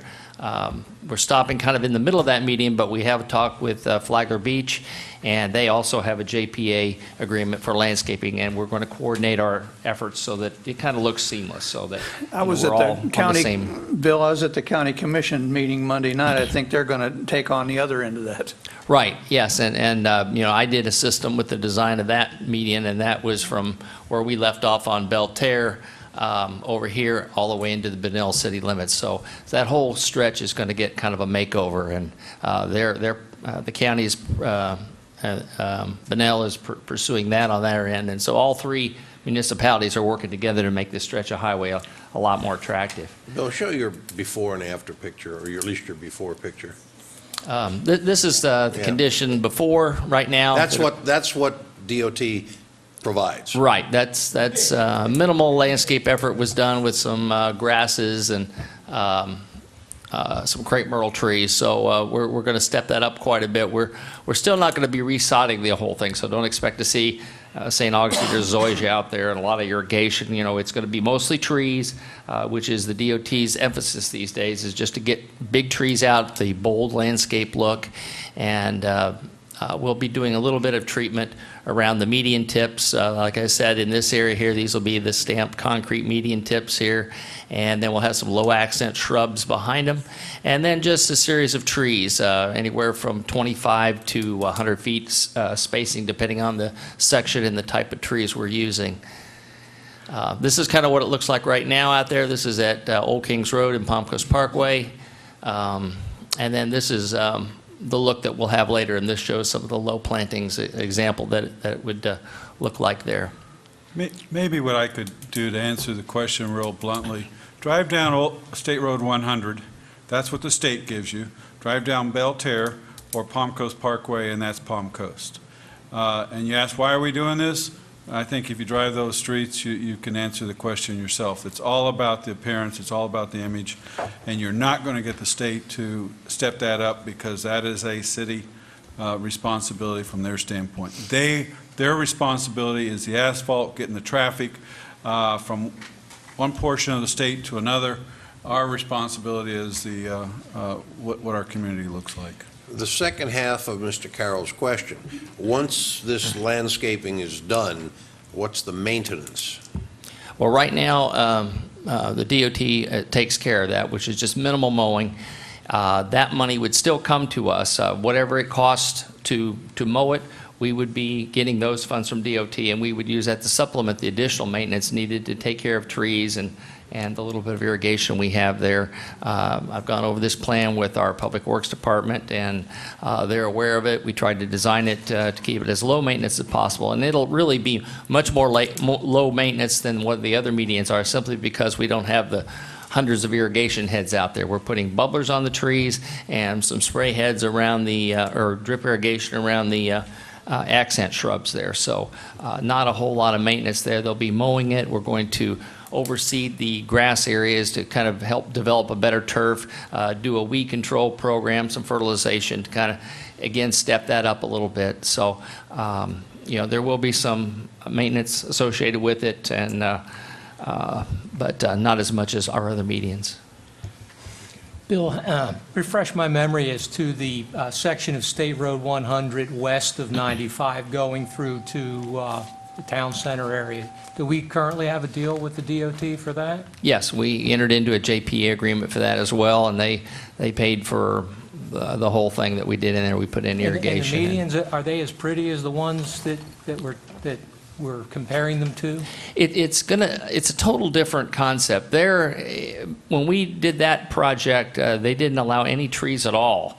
That was the rule. Anytime you had a turn lane, you couldn't put any kind of tree at all. So every time you had a turn lane starting, another one was beginning on the other side, and so all we did was the grasses and the shrubs, which this is opposite of what DOT wants now. I guess this all came about because a lot of municipalities don't take care of their medians the way we do. They put them in, they don't maintain them, and then they're full of weeds, and then they look worse than they did before they even started. So they said, okay, we're going to try to minimize the planting beds and maximize just planting trees. So we are not able to do those type of medians anymore on DOT property. So that's why it's going to look different. If we go ahead with this, it'll be pretty from that section and be less pretty as you go west. Is that the right conclusion? Well, Different kind of pretty, I guess. we keep it looking good. And of course, we have that muley grass in there that has the nice purple plumes. That's beautiful, and that's still going to be there. So it's going to be a different look. I wouldn't say it'd be less pretty. It's going to be a different look. We're going to still have flowering trees here. These are going to be crepe myrtles and different colors, and so it's going to be attractive there. We have some evergreen trees we're putting in there as well. So. And then the median tips, we've got some dune sunflower, which is a native plant that flowers all the time with those yellow flowers. So it'll still be attractive, but it'll just be different. Other council questions? I approve. Is there a motion to approve agenda item number 12? Approved by acclamation. Approved. Motion to approve? Second. Moved in second. All in favor signify by saying aye. Aye. Opposed? Motion carries without objection. This brings us to the public participation portion of the meeting. This is the opportunity for the public to speak on any item not on the agenda. It could be items from our workshop, or it could be something out of the clear blue sky. Louis McCarthy. I just want to know, how is things going in Seminole on the walkway and everything like that? Is it ahead of schedule? Is it on schedule, behind schedule? How is things going? We'll get you an answer. Next speaker. Seeing no one approach the podium, we'll close the public portion of the meeting. Mr. Landon, Seminole Woods Parkway multi-purpose path, where do we stand? It's the responsibility of Mike Marinelli and Tony Capella. Do I need to say more? It is on schedule. Our only fear factor is we're faster than FP&L anticipated, and they have to move some poles. But our project manager and I have had a conversation with them, and I think they're going to get the poles out of the way. Yeah, it's gone very smoothly, very quickly. If you watch our crews do it, I would encourage you to drive by once in a while. They're starting at one end and they're just getting after it. So yeah, it's exciting to watch. I think this month we will, or maybe the first meeting in March, we have a contract for the crosswalk and the signalization at State Road 100. That obviously is something that we don't have the expertise to do. And that's coming forth. That will be something City Council will have to approve as part of this program, so that you'll have the pedestrian actuated crosswalks there at the signal. Okay. Thank you for asking. Discussion by City Council of matters not on the agenda. Why don't we start with Mr. Ferguson? Nothing to offer. Mr. Di Lorenzo? No, thank you. Mr. Lewis? Yes, I have something. The auditor mentioned that there were two things that appear to be a deficit to the city in terms of its financial performance.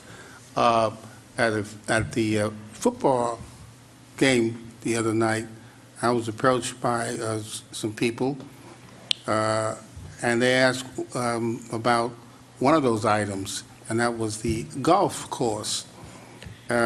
These people were part of a group of some 56 golfers, the Eagles, and they were complaining about the fact that they live in Palm Coast, but they golf in other places.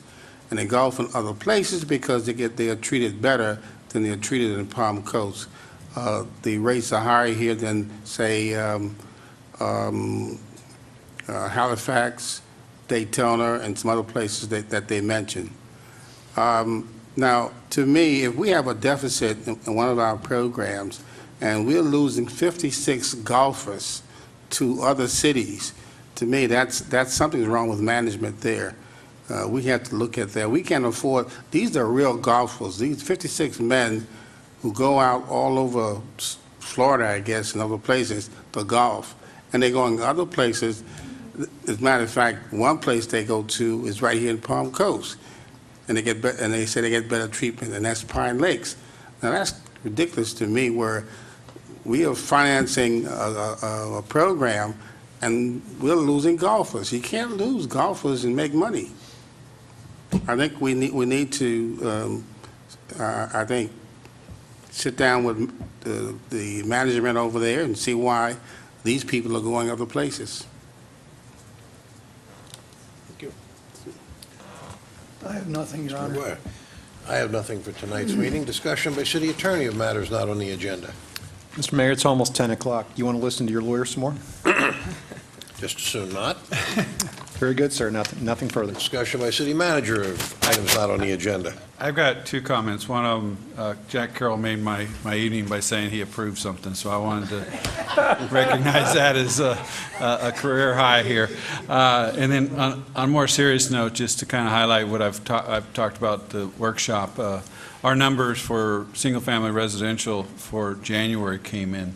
To put it in perspective, the last 4 years, 2010, 11, 12, and 13, we had 45 building permits all 4 years combined for single family. January 2014, we had 46. To show you the, 1 year we had, that's more than half of what we had in 2011 total, just in the 1 month. So are you taking steps to augment your staff then, Mr. Mayor? Yes, we, as we talked about, we had the 2 positions in building and authorized those.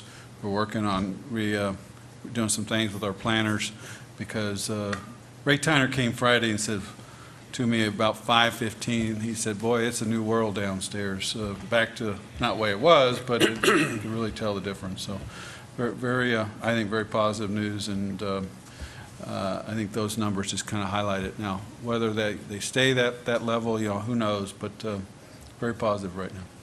That's all I have, Mayor. Keeps snowing up north. Yes. Mr. De Lorenzo? I move we adjourn. We are adjourned. Thank you for your patience and your cooperation and your participation.